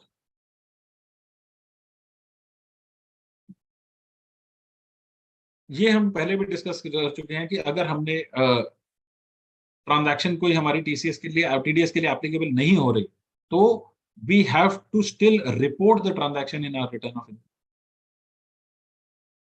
Sir अभी हम वही बात कर रहे थे कि एक जगह पे अगर हम बायर हैं 194Q के अंदर अगर हमने टीडीएस काटना है and my deductor my seller does not report its PAN to me, तो the rate of TDS in sir mind you very very important 0.1% की जगह 5%, 50 times. On 206 it is 1%. Again, I have absolutely no clue why there is such a massive difference here between the same provision, same applicability, same default by the persons, but the difference is there and we are not here to judge कि ये क्यों है, but we are only here to discuss what is there and how the provision has to be made up. नाउ sir ये तो interplay था 194Q का और 206C1H का. Now there is another very important provision sir 194O. 194O क्या होता है? 194O is applicable to e-commerce operators. Now who is an e-commerce operator? Now there are these terms: e-commerce operator, e-commerce participant and a consumer. Sir Amazon को ले लेते हैं, फ्लिपकार्ट को ले लेते हैं या कोई भी एक ऐसी वेबसाइट ले लेते हैं. Now Amazon is not selling anything.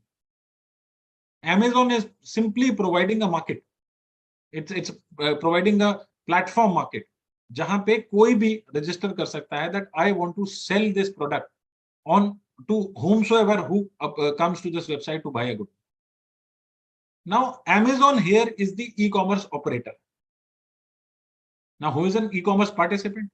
Anybody who registers itself, जो कि actual seller है, वो e-commerce platform Amazon के पास जाता है कि that I want to register as a seller on your platform and कोई भी यहाँ पे आपके खरीदने आता है तो you direct that query to me and immediately the transaction will be given effect to without the purchaser and the seller ever coming directly face to.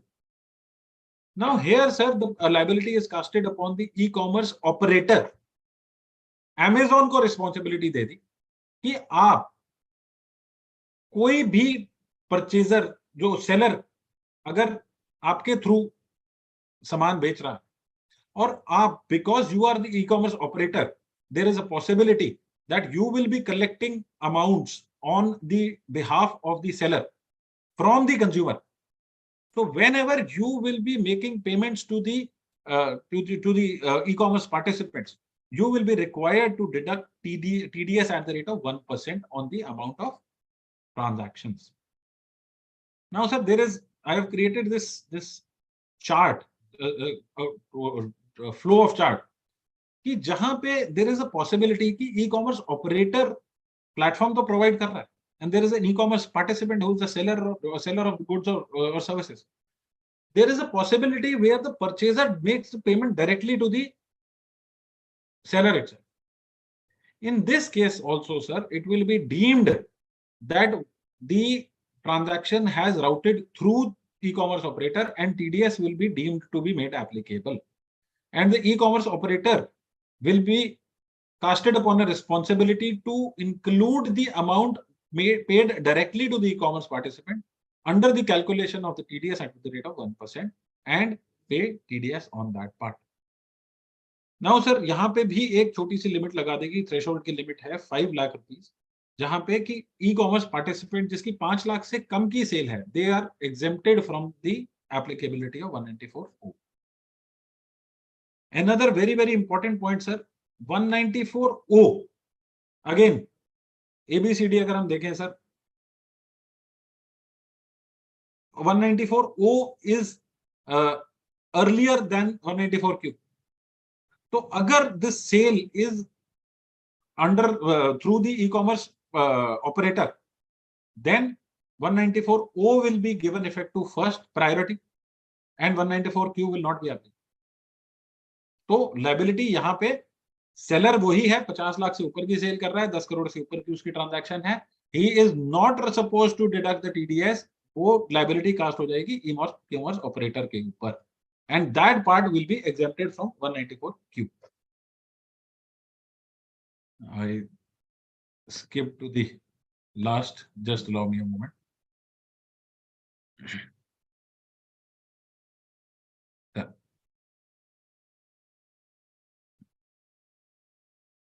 Now we come to, sir, the much awaited section 194R.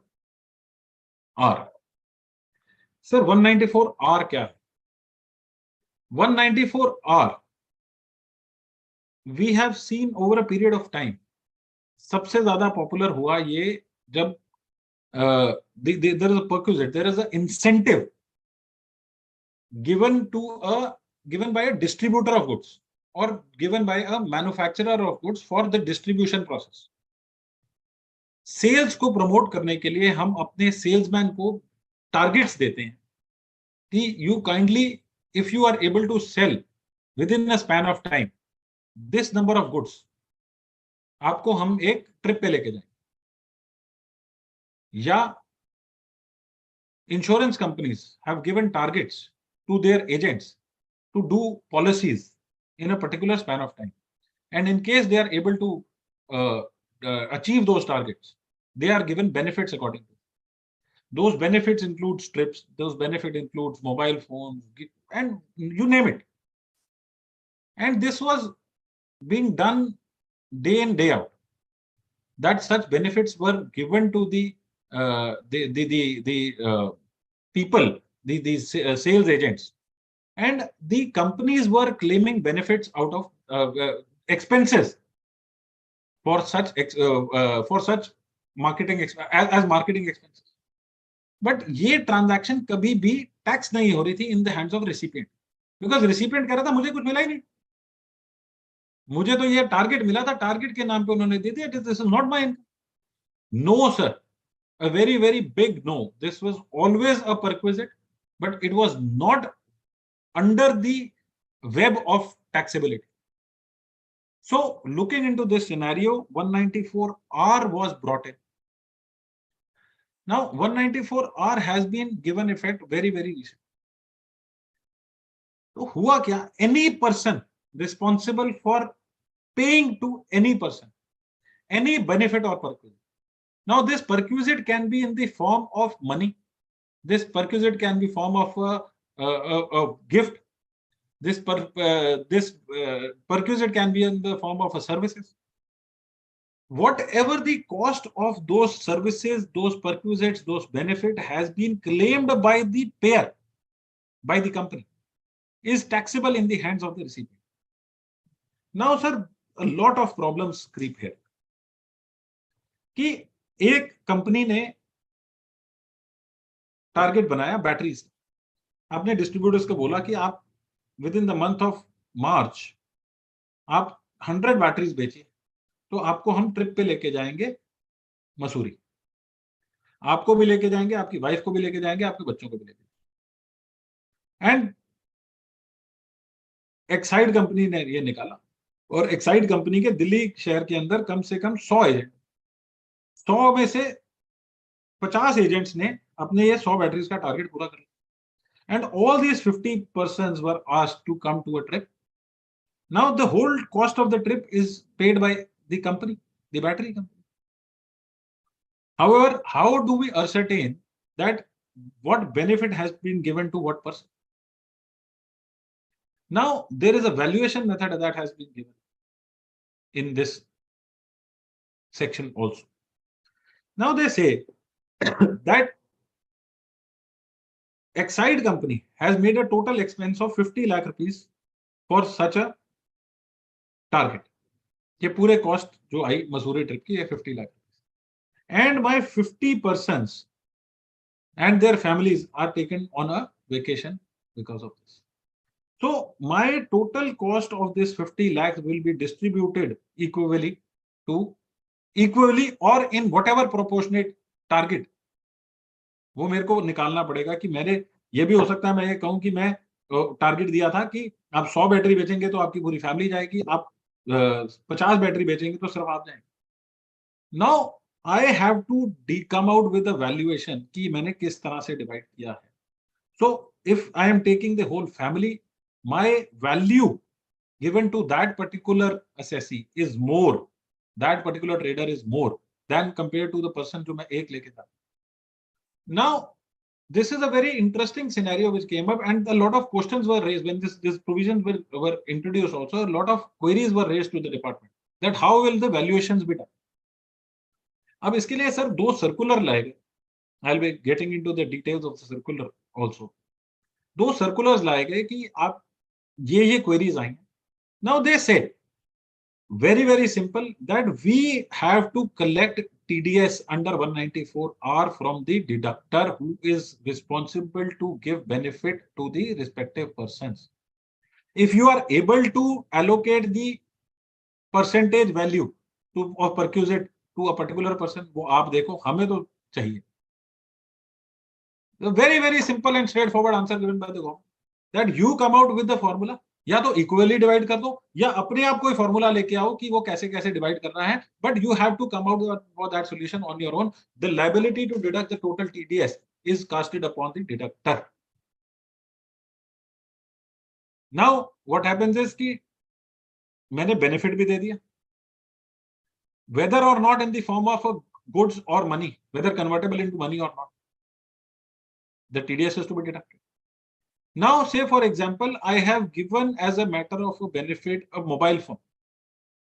While it is again an additional responsibility on the deductee that at the time of handing over that mobile phone, I have to make sure that that person has deposited the amount of TDS on that transaction. Or as a deductor, you see to it that you have collected from that person the amount of TDS to be deposited.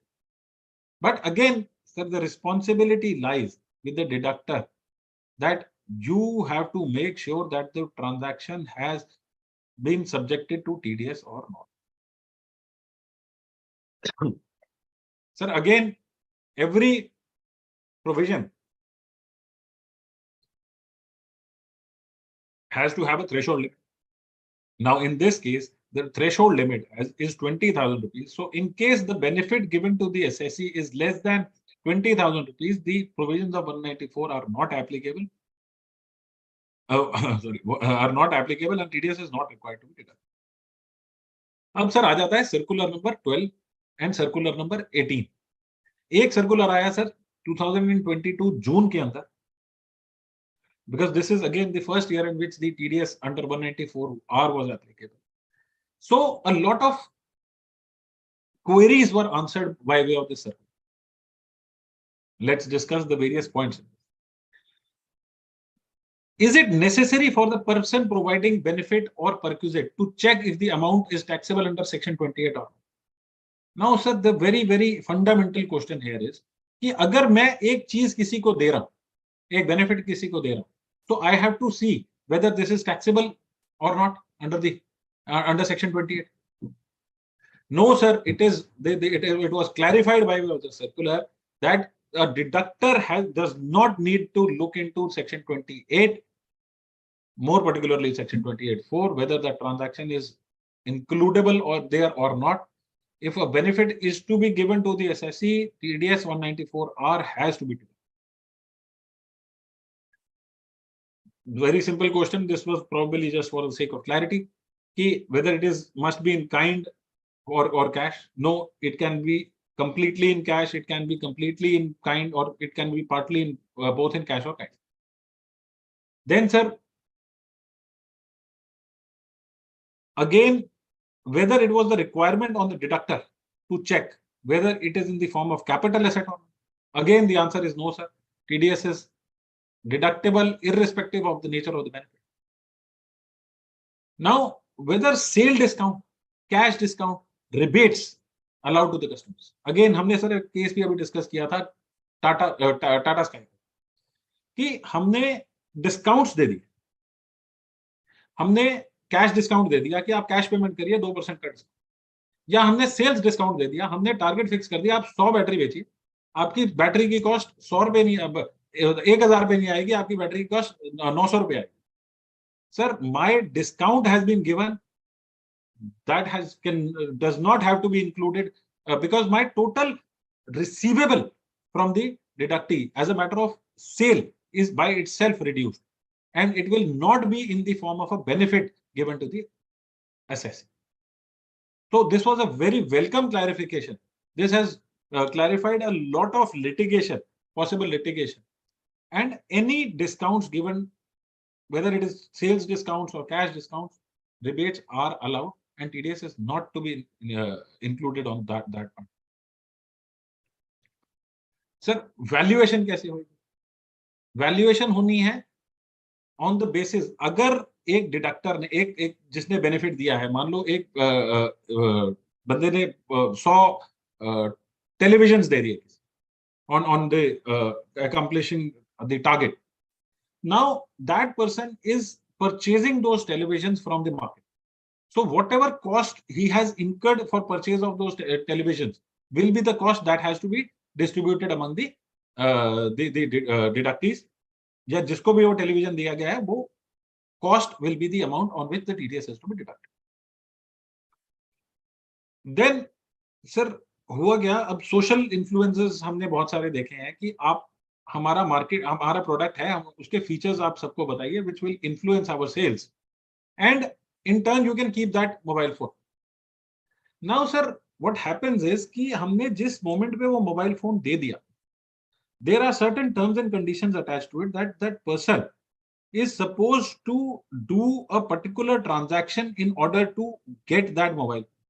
मान लो एक influencer है जिसको एक mobile phone दिया गया कि आप ये ऐसे ऐसे वीडियो बनाएंगे and then you can keep this mobile.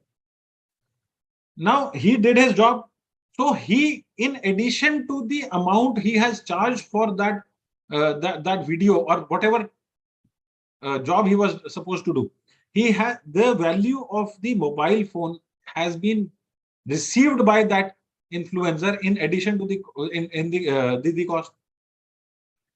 So the benefit has been passed on. On the contrary, sir, agar on a completion of a job he is supposed to return that mobile phone to the company, उसका promotion का काम था, उसने promotion कर दिया, उसने सब कुछ कर दिया, उसने फोन वापस कर दिया, then there is no cost, no benefit that has been passed on to the influencer, no TDS. Next point sir, reimbursement of out of pocket expenses. Sir, अगर हम reimbursement मांग रहे हैं और हमारे पास प्रॉपरली उसके बिल्स हैं, हमने सारे वाउचर्स कर दिए और प्रॉपर हम रीइंबर्समेंट्स ले रहे हैं from the company, then there is no TDS to be deducted on that, and that amount of money transferred to the deductee will not be included in the amount of TDS to be deducted. Moving on, sir, the next was dealer conferences. Again, हम conference पे लेके गए, हमने अपने एक बड़ी company है, let's again take the example of Excite Batteries. हम अपने डीलर्स को लेके गए to promote and educate them on the features of the new batteries or whatever the product is. Now again sir, अगर तो हमने वो सिर्फ और सिर्फ कॉन्फ्रेंस रखी है to educate them, then no benefit is pass on to there, because this was a compulsion upon the recipient on the dealer to attend that conference. अब हुआ क्या, मैंने एक कॉन्फ्रेंस अरेंज करी एक होटल के अंदर जहां पे वो मेरे को 100 डीलर्स को आना था. Now that conference is starting at 10 AM and it is running till 6 PM.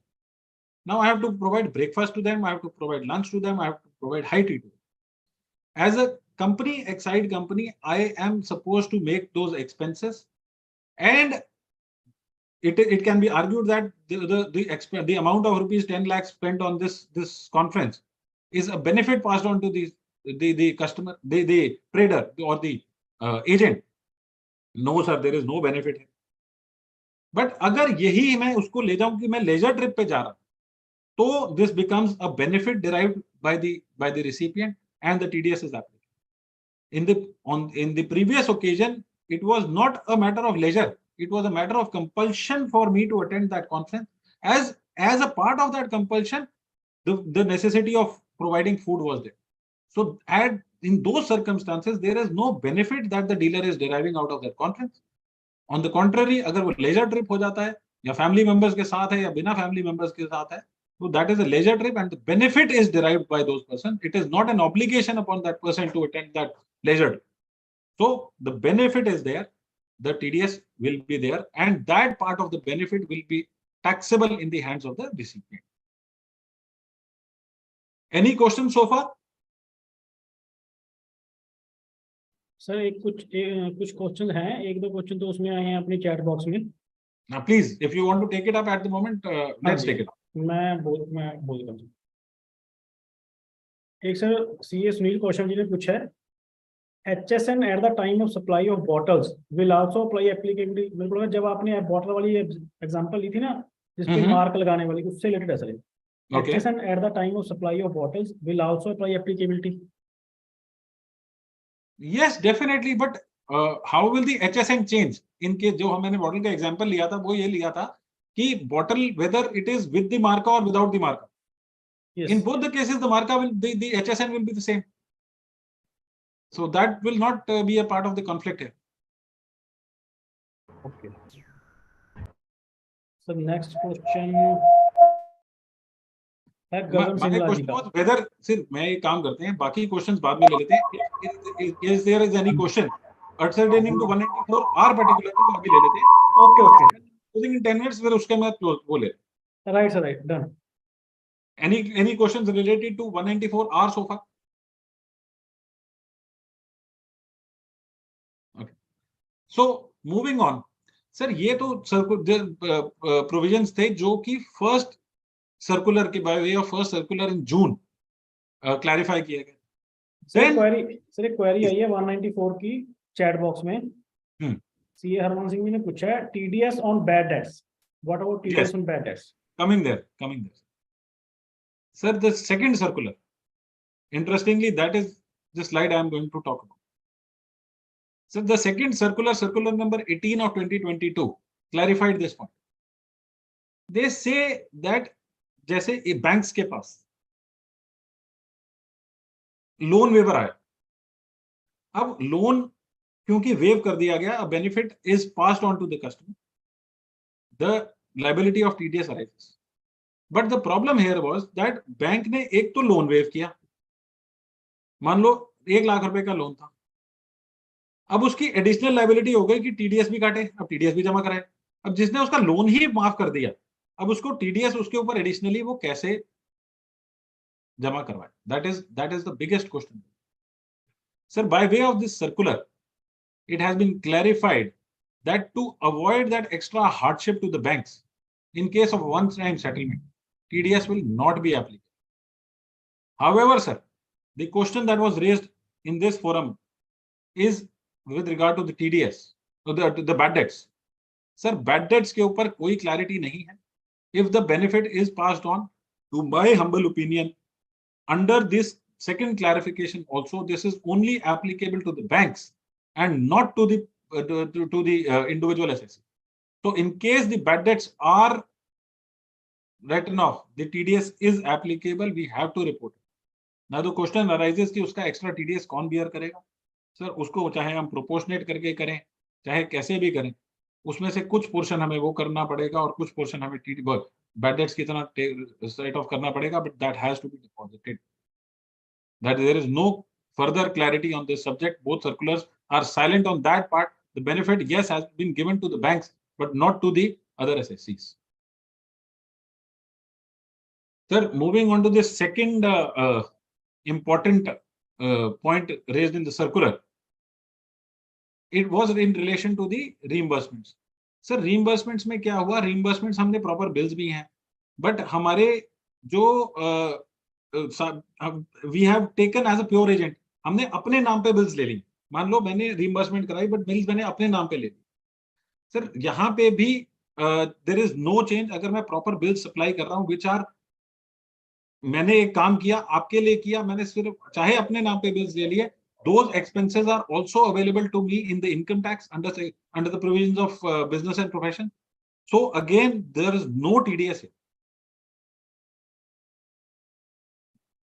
Now again ये I think हम already cover कर चुके हैं dealer conferences में educate करने के लिए क्या है. So again if there is a what do you call, a gathering, a conference which is only to educate the dealers about the particular features of a product or the features of the company or whatever the company wants to promote, whether or not it is on a 1 day basis, 2 day basis or a trip. मान लो एक sir एक conference हुई, company की requirement थी that needs the complete attention of all it's dealer for 2 days.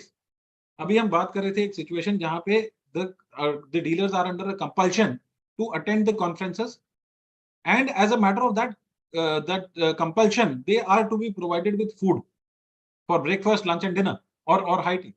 Now this particular transaction और एक particular conference है एक कंपनी की which requires the time to be extended to 2 days or 3 days, but again the nature of that trip is only to educate the dealers, then it will not be in the form of a benefit. Now it can be argued that कि कोई हम laser trip ले जा रहे हैं उसको benefit बना के ले जाते हैं. सर अगर कोई कंपनी इतना बड़ा रिस्क लेना चाहती है तो जरूर ले.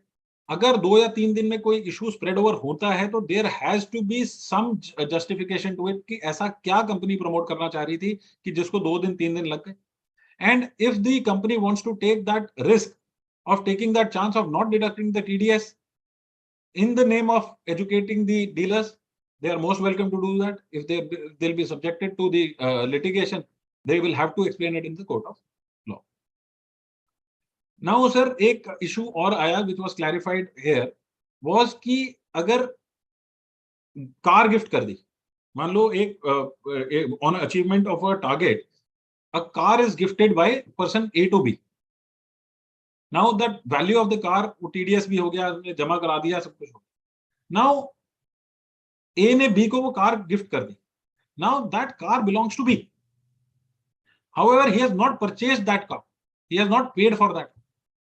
So the question arose whether B will be liable to, will be allowed to take depreciation on that car.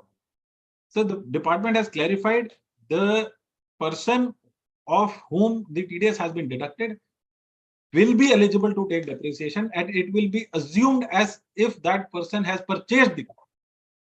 So again, a very, very welcome clarification by the government. Sir, this sums up our the provisions of section 194R. So because this was a particular subject, I invite any questions that any members have at this point in time. Hello. Yes, please. Sir, my question first is on the high seas purchase. Okay. Will the 94Q will be applicable on high seas purchase? Sir 194 high sea के ऊपर sir अगर हम एक बार उसमें provision पे वापस जाएं,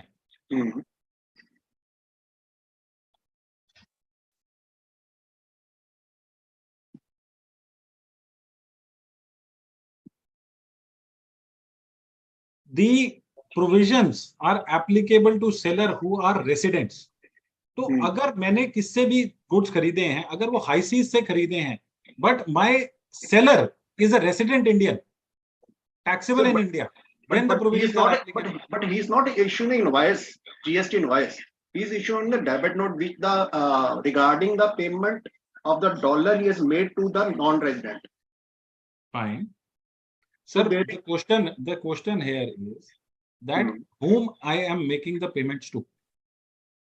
To the resident. I am making the payments to the residents. TDS under 194Q will be applicable. Sir, but I am not purchasing the goods from him.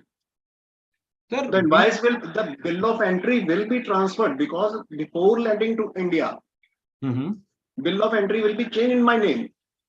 Sir, fine, agreed. But again, these are special provisions. I am making, but at the same time, मैं high sea purchases कर लेता हूँ. मेरे को direct, I am purchasing it from the high seas without the goods coming into the territory of India. Yeah. But who is my seller, sir? Seller is the non-resident? No, sir. My seller is the Indian company, but he is getting me goods directly from outside. No, sir. Bill of entries will be transferred in my name. Agreed, sir. 194Q, to my humble opinion, will be applicable. Even on the debit note? Yes, without sir. GST? Yes, so sir. Then if you are suppose that 94Q is applicable, my purchase and his sale will be reflected. But in the balance sheets, or in the profit loss, we are not showing the high seas purchase and sales. So there will be conflict between the sales and purchases. Why so? Why so? Why so? Kindly clarify. So in the books of the seller? Even purchaser? Because we are not showing from the resident bill of entry, हम bill of entry जमा खर्च करते हैं. Sir, these high sea purchases are special provisions. The question here is that, see, थोड़ा सा इसके background में दे कि ये प्रोविजंस क्यों लाए गए हैं. These transactions are not subjected to these are not directly in the nature of income. No, that's true. These are only, kindly hear. These are only in the form of, and the purpose of these provisions is that I have to record these transactions, I have to bring them in the tax net. Now, because in this case, the seller is selling me the goods on a high sea basis. My liability, मेरा privity of contract किसके साथ है? क्या मेरा privity of contract non-resident के साथ है कि नहीं? सर हो जाएगा जब bill of entry transfer कर दी उसने मेरे को. सर bill of entry उसने ट्रांसफर कर दी, क्या मेरे को पेमेंट डायरेक्टली थर्ड पार्टी को करनी है? नहीं, पेमेंट तो थ्रू की है उसने. Simple, your one point answer is कि मेरी लायबिलिटी किसको है. सर एक मैं आपको और केस देता हूं इसी के. अभी हम हुडा का केस डिस्कस कर रहे हैं. It's a very very good example which can be used here.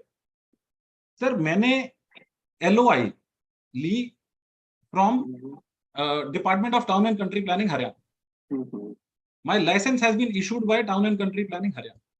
And they say that for the purpose of EDC and IDC, we have जो ये EDC की construction और EDC is external development charges and IDC is internal development charges. For the purpose of the internal and the external development in those areas, they have created another body, which is not a government body under section 186.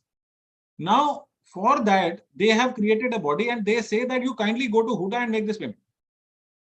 Now, my privity of contract here, sir, lies with the Department of Town and Country Planning Haryana. मैंने उनसे licences लिए, उन्होंने उनकी responsibility थी कि ये बना के मेरे को देना है.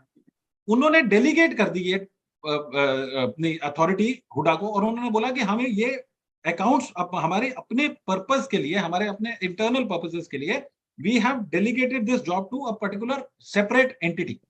So you go to Huda and make this payment.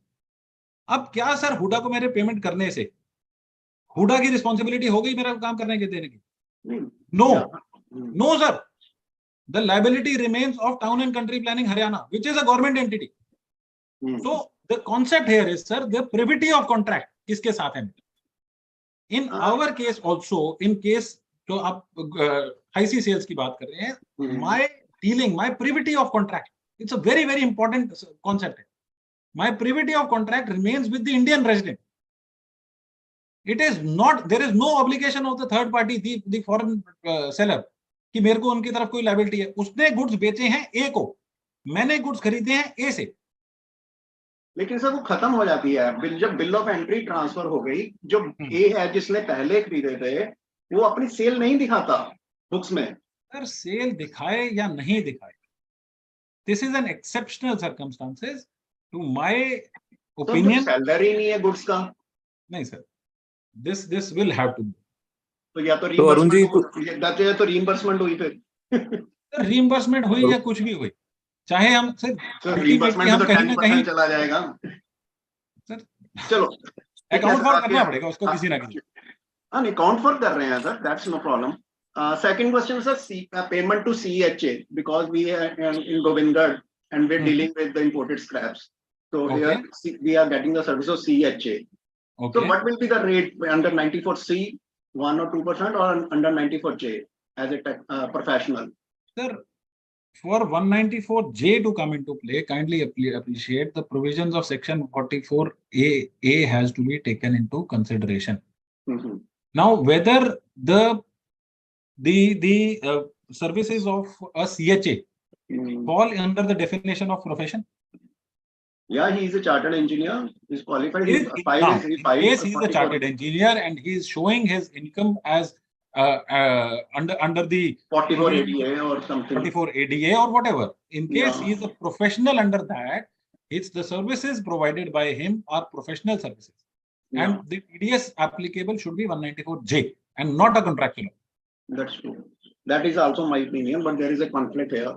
And third question, मैंने अभी जब 194C और J की बात कर रहा था, kindly appreciate 194J के अंदर भी 2% का provision. बिल्कुल है sir, but that is not technical services. Yes. That is not technical services. Yes. So in case अभी मेरे अपने ऑफिस में एक ऐसी क्वेरी आई है, in case of a doctors. So there is one doctor, which is my client, and he in turn has employed certain other doctors. So the doctors have given a query to this doctor, my client, that you should deduct our TDS at the rate of 2% under 194J as technical services and not as profession. So that is not a justified submission of those doctors, and the rate of TDS has to be 10% only. Yeah, or otherwise under salary. Yes. Like to be. Sir, my third question is under 94R. Okay. If the person is not providing his PAN, so I have to deduct 20% under 94R. Yes. But that 20% is also a perk, so I have to do the divided by 80% or upon initial sum पे 20% TDS. Sorry? 94R में ये कहा गया है कि जो आप TDS भी जमा कराओगे या टैक्स पे कर रहे हो, that is also a perk. Yes. तो जब मैंने अगर उसको 20,000 की पेमेंट कर रहा हूँ, उस पे 4,000 TDS लगाऊंगा या 20,000 को डिवाइडेड बाय 80% करके 25,000 पे 2,500 रुपए जमा, 5,000. नहीं, थोड़ा सा मैं I am not able to understand your query. See हमने किसी को बेनिफिट 20,000 का दे रहे हैं. ठीक है जी. तो उस पे जो पैन वो दे नहीं रहा. ठीक है जी. तो उस पे 20% TDS आ गया. ठीक है जी. तो वो 4,000 हुआ. ठीक है. लेकिन एज पर 94R की 4,000 भी पर्क है. क्यों? क्योंकि 94R में ये कहा गया जो टैक्स आप जमा करा रहे हो that is also perk. No, ये कहाँ कहा गया सर? नहीं, अगर वो TDS कलेक्ट नहीं करता उस बंदे से, अपने पास से जमा कराता है तो वो पर्क है. सर काइंडली अप्रिशिएट, अगर हम 20% TDS काट रहे हैं, उसका पैन नहीं है, उसको बेनिफिट उसका 20% का मिलना ही नहीं है. ओके. ठीक, काइंडली अप्रिशिएट, अगर उसका पैन ही नहीं है तो उसका बेनिफिट कहां से लेगा वो? पैन है वो दे नहीं रहे. नहीं सर, अगर एक ही बात है, काइंडली अप्रिशिएट, अगर आप पैन आपके पास है तो आप उसकी रिपोर्टिंग करेंगे, और अगर आपके पास पैन नहीं है तो आप उसकी रिपोर्टिंग नहीं करेंगे, वो सरप्लस में जाएगा. बिल्कुल. और अगर वो सरप्लस में चला गया तो उसको मिलना ही नहीं है, तो परक्विजिट कहां से आ गया? Sir suppose in the later stage, sometime after filing the return, we revise the return with a PAN. Then we have to do the Yes, compound. that can be a reasonable answer. Okay. कि अगर हमने उसको extra benefit supply कर दिया है तो वो Perk बनेगा, but I think that should not be considered as a perquisite. That should be considered as an extra TDS, and it should be accounted for as TDS only. See, there while filing the return of income, the return of TDS also, there are provisions that whether excess TDS has been deposited or not. So in that 4,000 rupees should not be considered as a perquisite, but as an extra TDS. That's true, because PAN is not provided. Only then we can. Once the PAN is there, so that benefit will be done away. Okay, sir. Thank you. That's only the queries we have. Any other questions, sir? Hitesh ji, can we move forward? And sir, please let me know what is the time I have left. तो क्यों थोड़ा सा और cover करना था. I can't hear you, Hitesh. Can you please?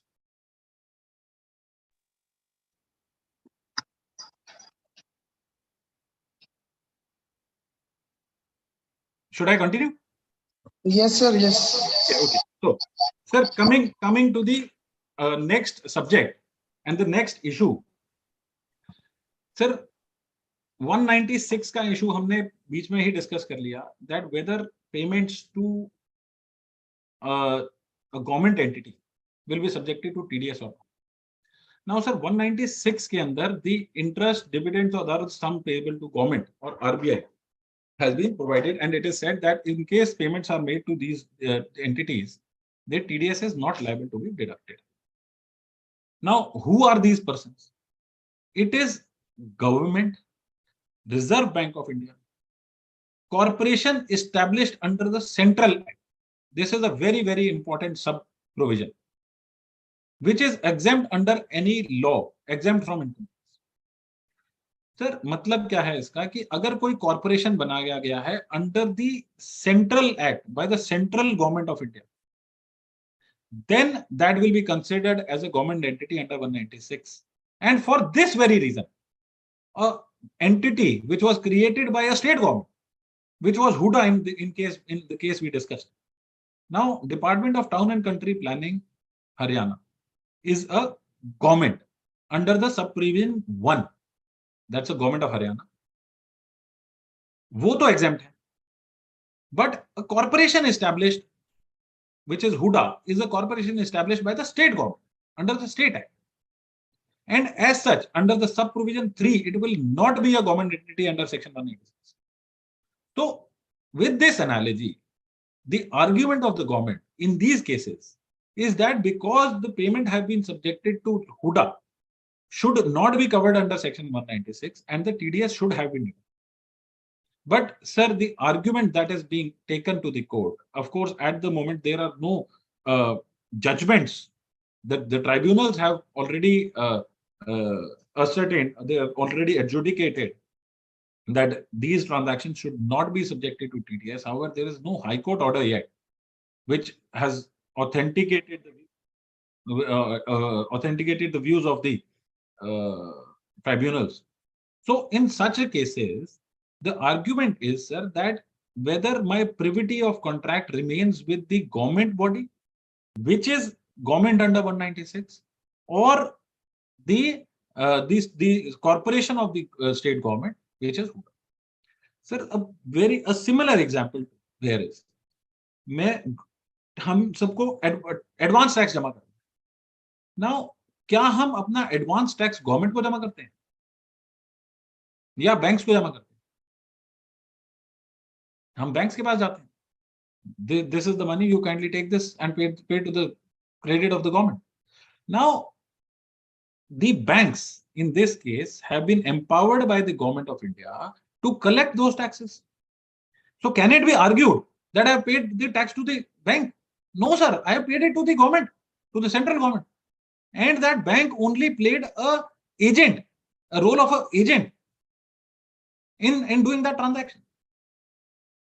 So the similar analogy here is that अगर हुडा के cases में मैं कह रहा हूं कि मेरे को एक लाइसेंस प्रोवाइड किया, and that as part of that license I was supposed to make the payments of EDC and IDC. Just for the sake of convenience of that government authority, I was making these payments, or I was transferring these payments to a separate body. HUDA has absolutely no obligation. अगर हुडा काम नहीं करती तो मैं हुडा के पास जाके नहीं रहूंगा, मैं गवर्नमेंट के पास जाके रहूंगा कि मेरा काम उन्होंने नहीं करके. So the crux of the matter is that where is the privity of contract? Where lies the privity of contract? अब सर आते हैं, ये तो हो गई डिडक्शंस की बात.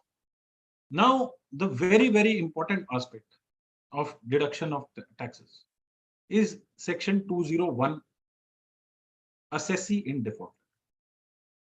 अब सर हमने डिडक्टिव भी ले लिया, डिडक्टर भी ले लिया, ट्रांजैक्शन भी ले ली, सेक्शन भी ले लिया, बट सब कुछ करते हुए कहीं ना कहीं हम कहीं डिफॉल्ट कर, या हमने टीडीएस कम रेट पे काटा, या हमने टीडीएस नहीं काटा, या हमने काट के जमा नहीं कराया, या हमने कम जमा कराया. In any of these conditions, I will be marked as a assessee in default, and I will be subjected to the consequences of non-deduction of tax at source. और हमने शुरू में बात करी थी कि नॉन डिडक्शन के क्या क्या रेपोकेशन. अब assessee in default तो बनता है, but sir then again there is a life saver given by the law, that what will be the conditions under which the assessee will not be considered as an assessee in default. The conditions are, in case the recipient of the income has filed his return of income, has taken that amount in his return, his computation of income, has paid taxes due on that return, and this person also furnishes a certificate in form 26A from the chartered account that such and such conditions have been met. In case the assessee in default is able to get all these conditions fulfilled and submit before the assessing authority that these are the conditions under proviso 1 to subsection 2 to section 201, and kindly give me exemption under this proviso, in that case the person will be given that exemption and he'll not be considered as an assessee in default, and all the consequences of non-deductions will be done away with. ना 40A IA की deduction लगेगी, ना मेरे को late payment की पैसे लगेंगे, ना मेरे को पेनल्टी लगेगी. Now this can be argued that whether non deduction की पेनल्टी लगेगी नहीं, ये नहीं लगेगी.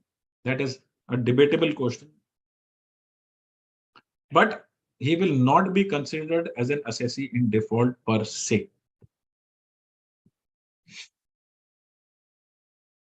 Now अगर हम पेनल्टी की बात करें, पेनल्टी के अंदर for any penalty, whether it is under non deduction, whether it is under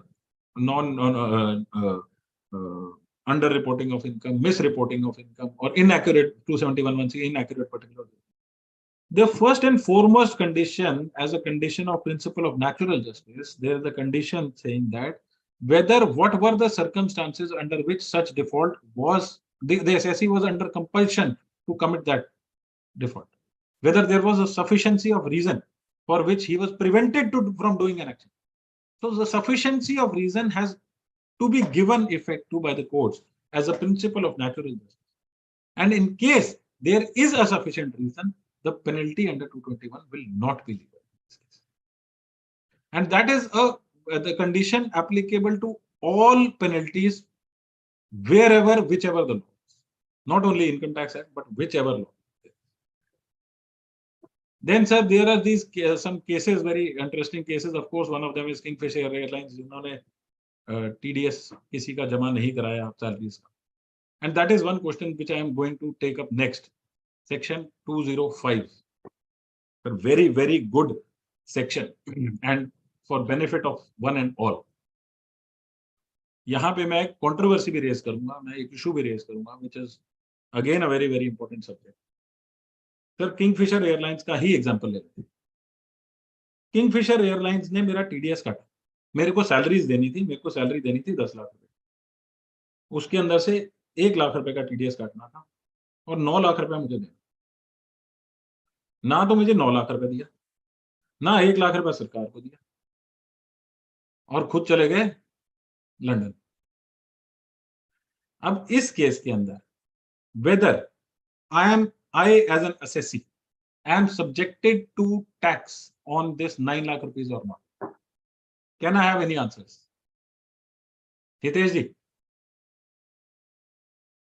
sir, I can't hear you. That should not be. Why, sir? Sir ना तो इनकम मुझे मिली। सर एक बार सेक्शन 6 पे चले जाओ। Income accrued, sir.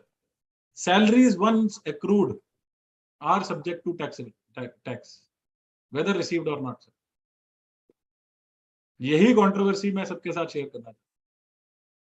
Sir, my 9 lakh rupees is taxable income, whether or not received. Now, I know this is a very, very sensitive area that I'm entering in.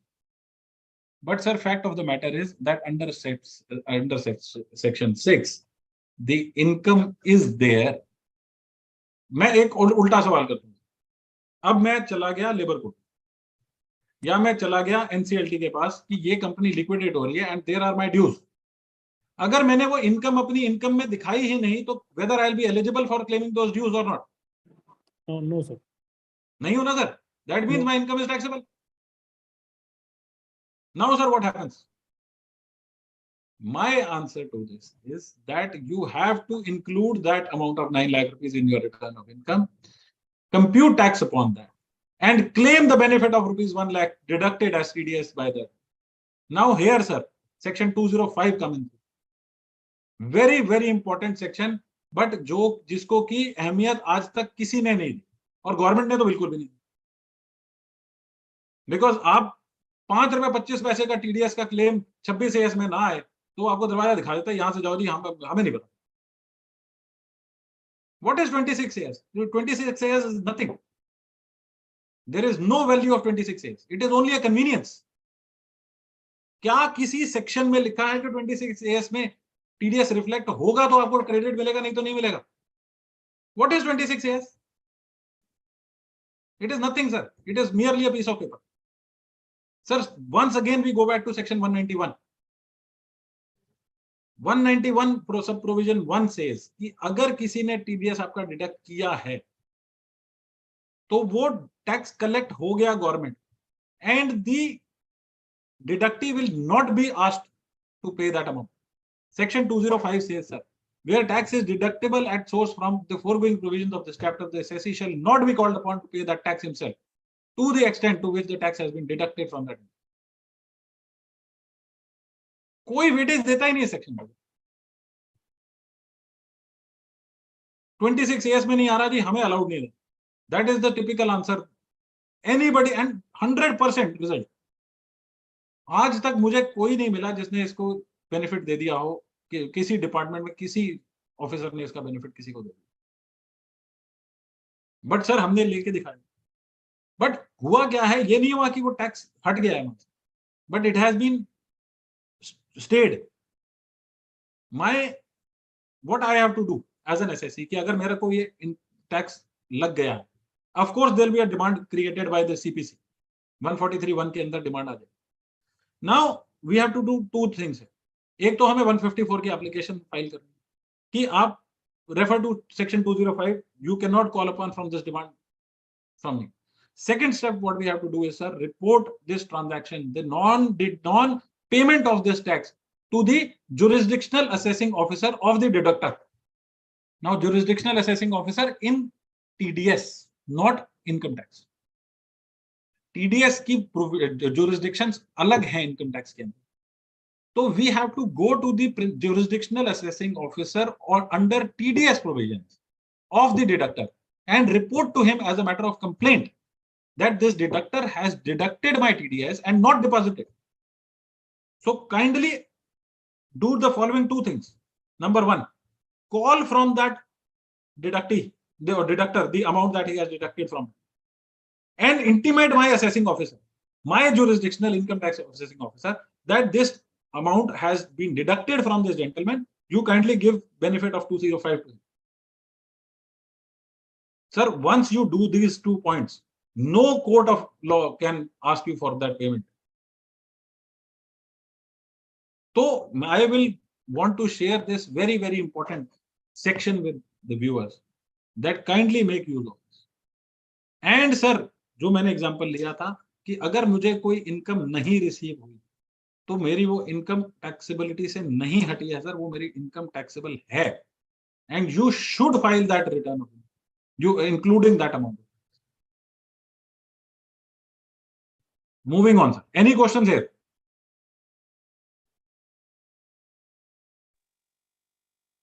Well, moving on, sir. Sir, 206 के अंदर हम जैसे हमने 20 deduction of tax discuss किया था, वैसे ही 206 के अंदर भी कुछ बाइफर्केशंस यहाँ पे हैं. आई थिंक हम बहुत कुछ पहले ही कवर कर चुके हैं, so I will not be going into the details. यहाँ पे बहुत कुछ है जो ऑलरेडी कवर हो गया है अंडर द चार्जिंग सेक्शंस 206 के अंदर भी बाय वे ऑफ 1H. एक इंपॉर्टेंट इशू है 194 206C1 G का, जो यहाँ पे ले सकते हैं under the LRS scheme, LRSC scheme or overseas tour programme. So in case I am, अब छुट्टियों का सीजन आने लगा है सर, जून आ गया है, सबके पॉकेट्स रियली होंगे, सब बाहर जाएंगे घूमने के लिए. तो in case I am going somewhere outside India with my family and I am booking a tour programme, mind you sir, there is a TDS applicable on this, sorry, TCS applicable on this to the tune of 20%. It's a very, very draconian section. जो increase आया गया है from 5% to 20%. It is, I would want to use the word criminal. अगर मेरे को 1 लाख रुपए की कहीं पैकेज मैंने लिया है, paying 20,000 rupees as TCS on that is very high rate of TCS. Sir अगर पैन है तब भी 20%? Yes sir. नॉर्मल प्रोविजंस में ये सर 1423 से एप्लीकेबल है 20%.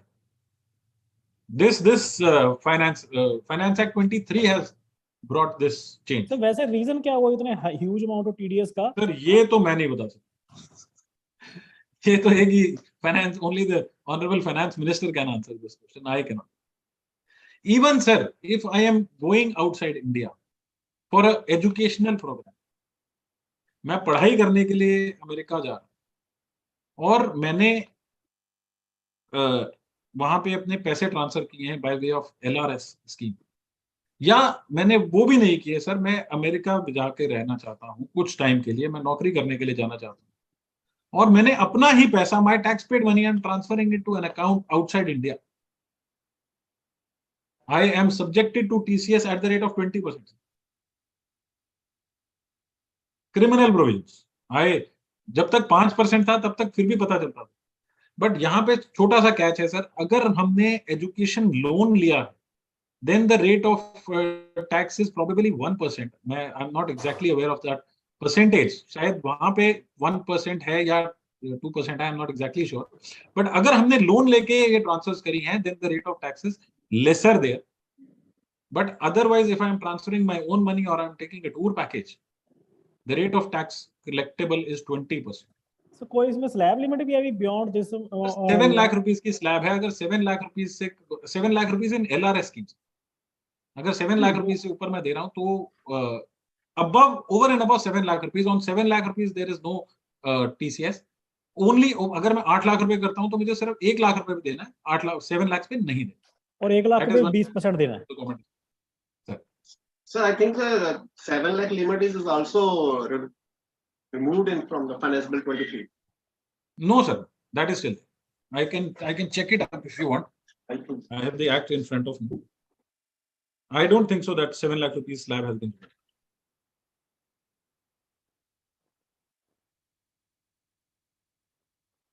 सर एक बीच में चैट बॉक्स में किसी ने CA मोहित भत्ता जी ने मेंशन किया है 7 lakhs फॉर एजुकेशन और medical purpose.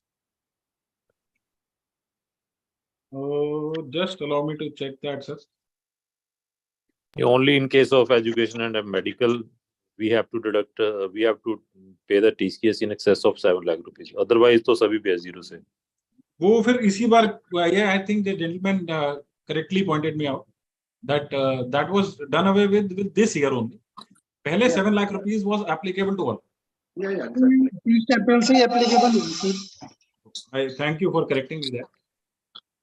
So with these words, I think this is all I have for this August gathering, and I thank you all for a very, very patient hearing and listening to me. Thank you so much. Query session से पहले अपने session chairman है CA Manoj Goyal ji, मैं उनसे request करूंगा अगर वो हैं तो kindly take up the session please. Manoj Goyal ji, if you are available. मेरी आ रही है आवाज जी? Yes, yes. हाँ जी, मेरे को लगता है नहीं मनोज जी. हाँ, जतिन जी आप कर लिए take over. Thank you, sir, for such an informative session. पहले कुछ क्वेरीज होंगी जतिन जी. आप मेंबर्स किसी की अगर कोई क्वेरी है तो वो चैट बॉक्स में या फिर डायरेक्टली पूछ लीजिए.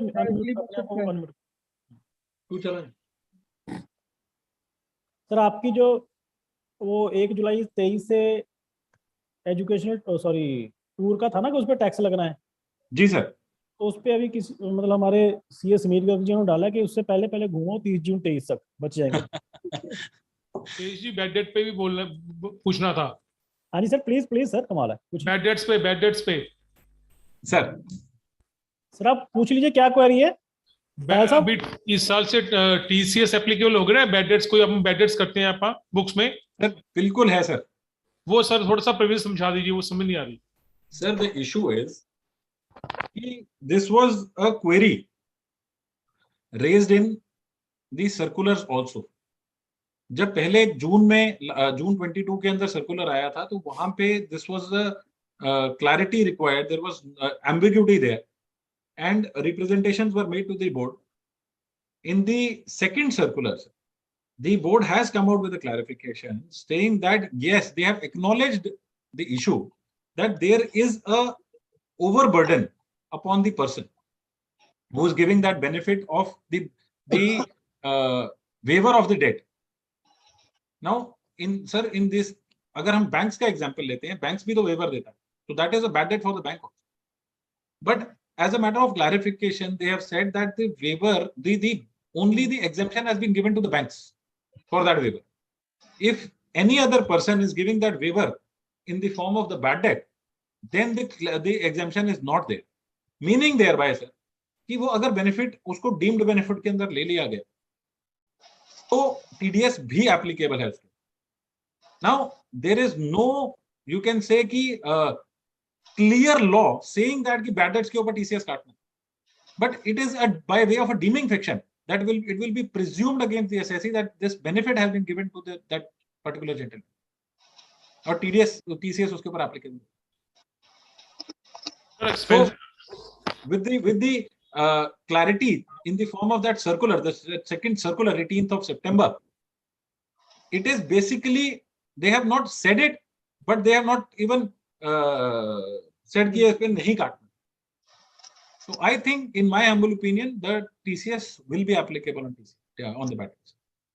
सर बैड डेट्स तो तब चाहे मतलब बैड डेट्स एज एन, अगर आप एक्सपेंस क्लेम करते हैं जी, किसी से पैसा लेना था मैंने जी सर, तो आया नहीं जी सर, तो वो मैं बैड डेट्स क्लेम कर रहा हूँ जी सर, तो उस पे मैंने उसको उसके ऊपर टीडीएस काट के या टीसीएस कलेक्ट करके उस पे जमा भी करवाना है. जी सर.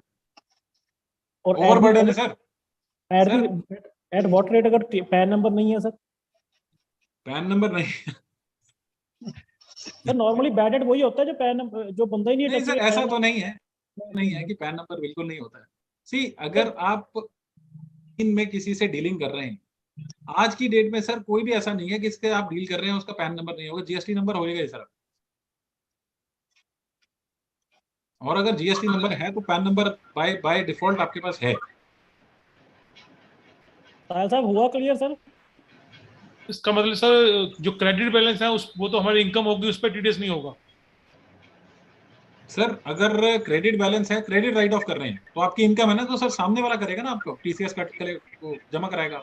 तो सामने वाले को पता ही नहीं होगा कि हमने राइट ऑफ कर दिया। सर अब ये तो इश्यूज आएंगे, बट यस अगर आपका क्रेडिट बैलेंस है, आप राइट ऑफ कर रहे हैं without the buyer knowing it, then sir there is no provision, no problem ना sir. no, then there is no, so there is no liability upon for the uh, uh, creditors return. Sir एक चीज और, जब हम tax report देखते हैं उसमें एक चीज होती है कि आपने कोई लाइबिलिटी राइट ऑफ करी है तो वहां पे उसकी डिटेल देनी होती है सर। जी ऐसा मतलब कि उस किस केस में डिटेल देनी होती है सर? मतलब हमने अपनी लाइबिलिटी खत्म की है तब देनी होती है, या हमने कोई एक्सपेंसेस है हमारा उसको राइट ऑफ किया तब करना है? Sir, honestly, I am not the right person to answer that because I'm not a chartered accountant. Okay, ठीक है, ठीक sir. Any other questions? Jatin ji query chat box में है तो वो ले लीजिए। और तो कोई क्वेरीज है नहीं किसी की। एक विकास जी ने डाला है, whether section 206C capital 1G applicable from 1st of April और 1st of June। 1G. Yes sir, capital 1G। Sir, that I can look for in the act. इतने specific provisions तो जुबानी याद नहीं होते हैं, but I'll just check it for you. 206C1G. Yes sir।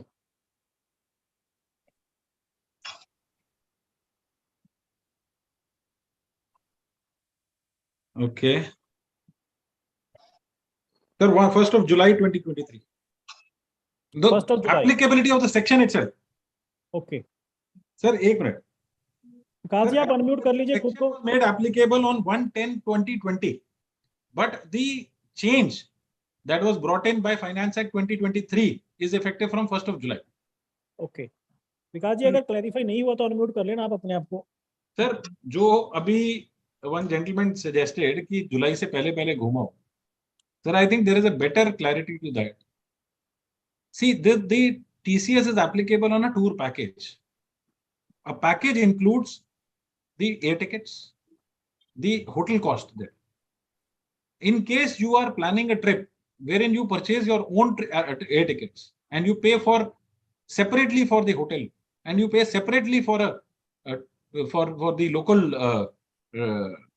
transactions there, then the provisions are not applicable. Okay। अगर आप tour package की जगह, पैकेज होता है जैसे आपने किसी टूर ऑपरेटर के साथ एक पैकेज ले लिया कि आप you will be going in a group, जैसे कॉक्स एंड किंग्स होता था या और भी इस तरह के वो राइट या डीप पॉल्स हैं। अगर आपने उस तरह का कोई पैकेज लिया है तो ये तब एप्लीकेबल होएगा, not otherwise. Right. If you are paying for your excursions separately, then there is no applicability of this. Right. एक सर हरमन जी की क्वेरी थी। हरमन जी अगर आपकी क्वेरी क्लियर हो गई ठीक है, नहीं तो आप अनम्यूट कर सकते हैं। और किसी और मेंबर ने अगर कोई क्वेरी पूछनी है अनम्यूट करके प्लीज आस्क डायरेक्टली,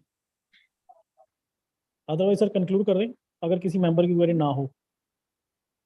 जतन ji proceed further. Thank you sir for such an informative session. Thank you all. बहुत अच्छा लगा सर। काफी कमेंट में भी आ रहा है वेरी वंडरफुल सेशन। कई सेक्शंस में जैसे अपडेट्स है तो अवेयर नहीं थे सब लोग, तो काफी अच्छा लगा। It was a pleasure addressing the gathering here, and I welcome the audience for such to the mark queries. So that is again a very welcome. Or as a speaker, I always like the idea कि जहाँ पे आपके listeners आपको एक they push you to the corner कि आप query को specifically answer.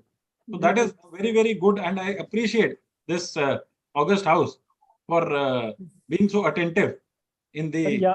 यहाँ पे ना सर सेशन बड़े इंटरेक्टिव होते हैं। नॉर्मली हर मेंबर इंटरेक्टिव करता है अपने आप से जो उनके क्वेरीज होती हैं, और वो क्वेरी हर एक के काम की होती है। Yes, definitely. यहाँ पे आज ये जो मतलब नई टीम बनी है उसका पहला सेशन है, पहली वेबिनार है। इससे पहले भी जो सेशन होते रहे ना सर, चाहे फिजिकल हो चाहे वर्चुअल हो, हर सेशन बड़े इंटरेक्टिव होते हैं। It is always a pleasure for the speaker also. हाँ जी सर, हरमन जी की क्वेरी है सर। हरमन जी ऑनलाइन है। हाँ जी Harman ji. Hello sir. Sir मेरी क्वेरी ये थी सर, अगर कोई इंपोर्ट करता है गुड्स आउट ऑफ इंडिया से, वो स्क्रैप ही मंगाता है, कॉपर स्क्रैप, एल्यूमिनियम स्क्रैप वगैरह मंगाता है, और वो जब आगे वो सेल करेगा गुड्स, क्या उसके ऊपर टीसीएस की लायबिलिटी आएगी या नहीं आएगी सर? अगर स्क्रैप की नहीं आएगी तो फिर 206 सी 1H वाली तो आएगी आएगी। यस डेफिनेटली आएगी, 2061 C1H की C1H की आएगी, और स्क्रैप की नहीं आएगी sir. Scrap under section 206 will have the meaning of scrap out of the process of manufacture and not otherwise. Okay. ठीक है sir, thank you sir. Thank you all. Jatin ji proceed कीजिए। Yes, I would like to request here Gagan Sigla to give a formal vote of thanks to Shri Jaspal Singh ji, our guest speaker.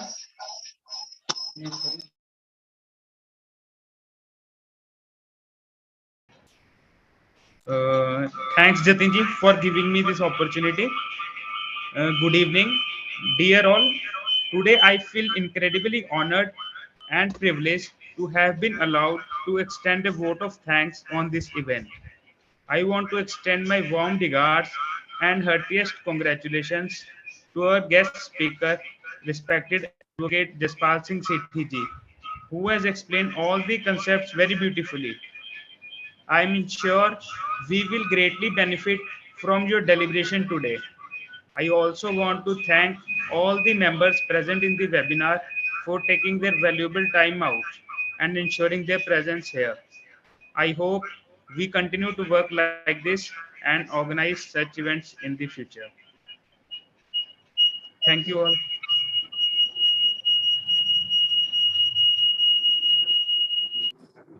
Thank you, Gagan ji. Once again, thank you, sir. Thanks for Thank you, sparing sir. time. Thanks to speaker and as well as all the members present here. Thank you very much, sir. Thank you very much. Sir, एक member की request है कि please share the PPT that you have made for. I will just share the PPT with Hitesh ji, and in turn he can share with all the Definitely. members. Definitely. मैं हितेश जी अभी आपको थोड़ी देर में forward कर देता No issue, sir. ठीक है, thank you. हूँ। Thank you. Okay, sir. Thank Okay, thank you, sir.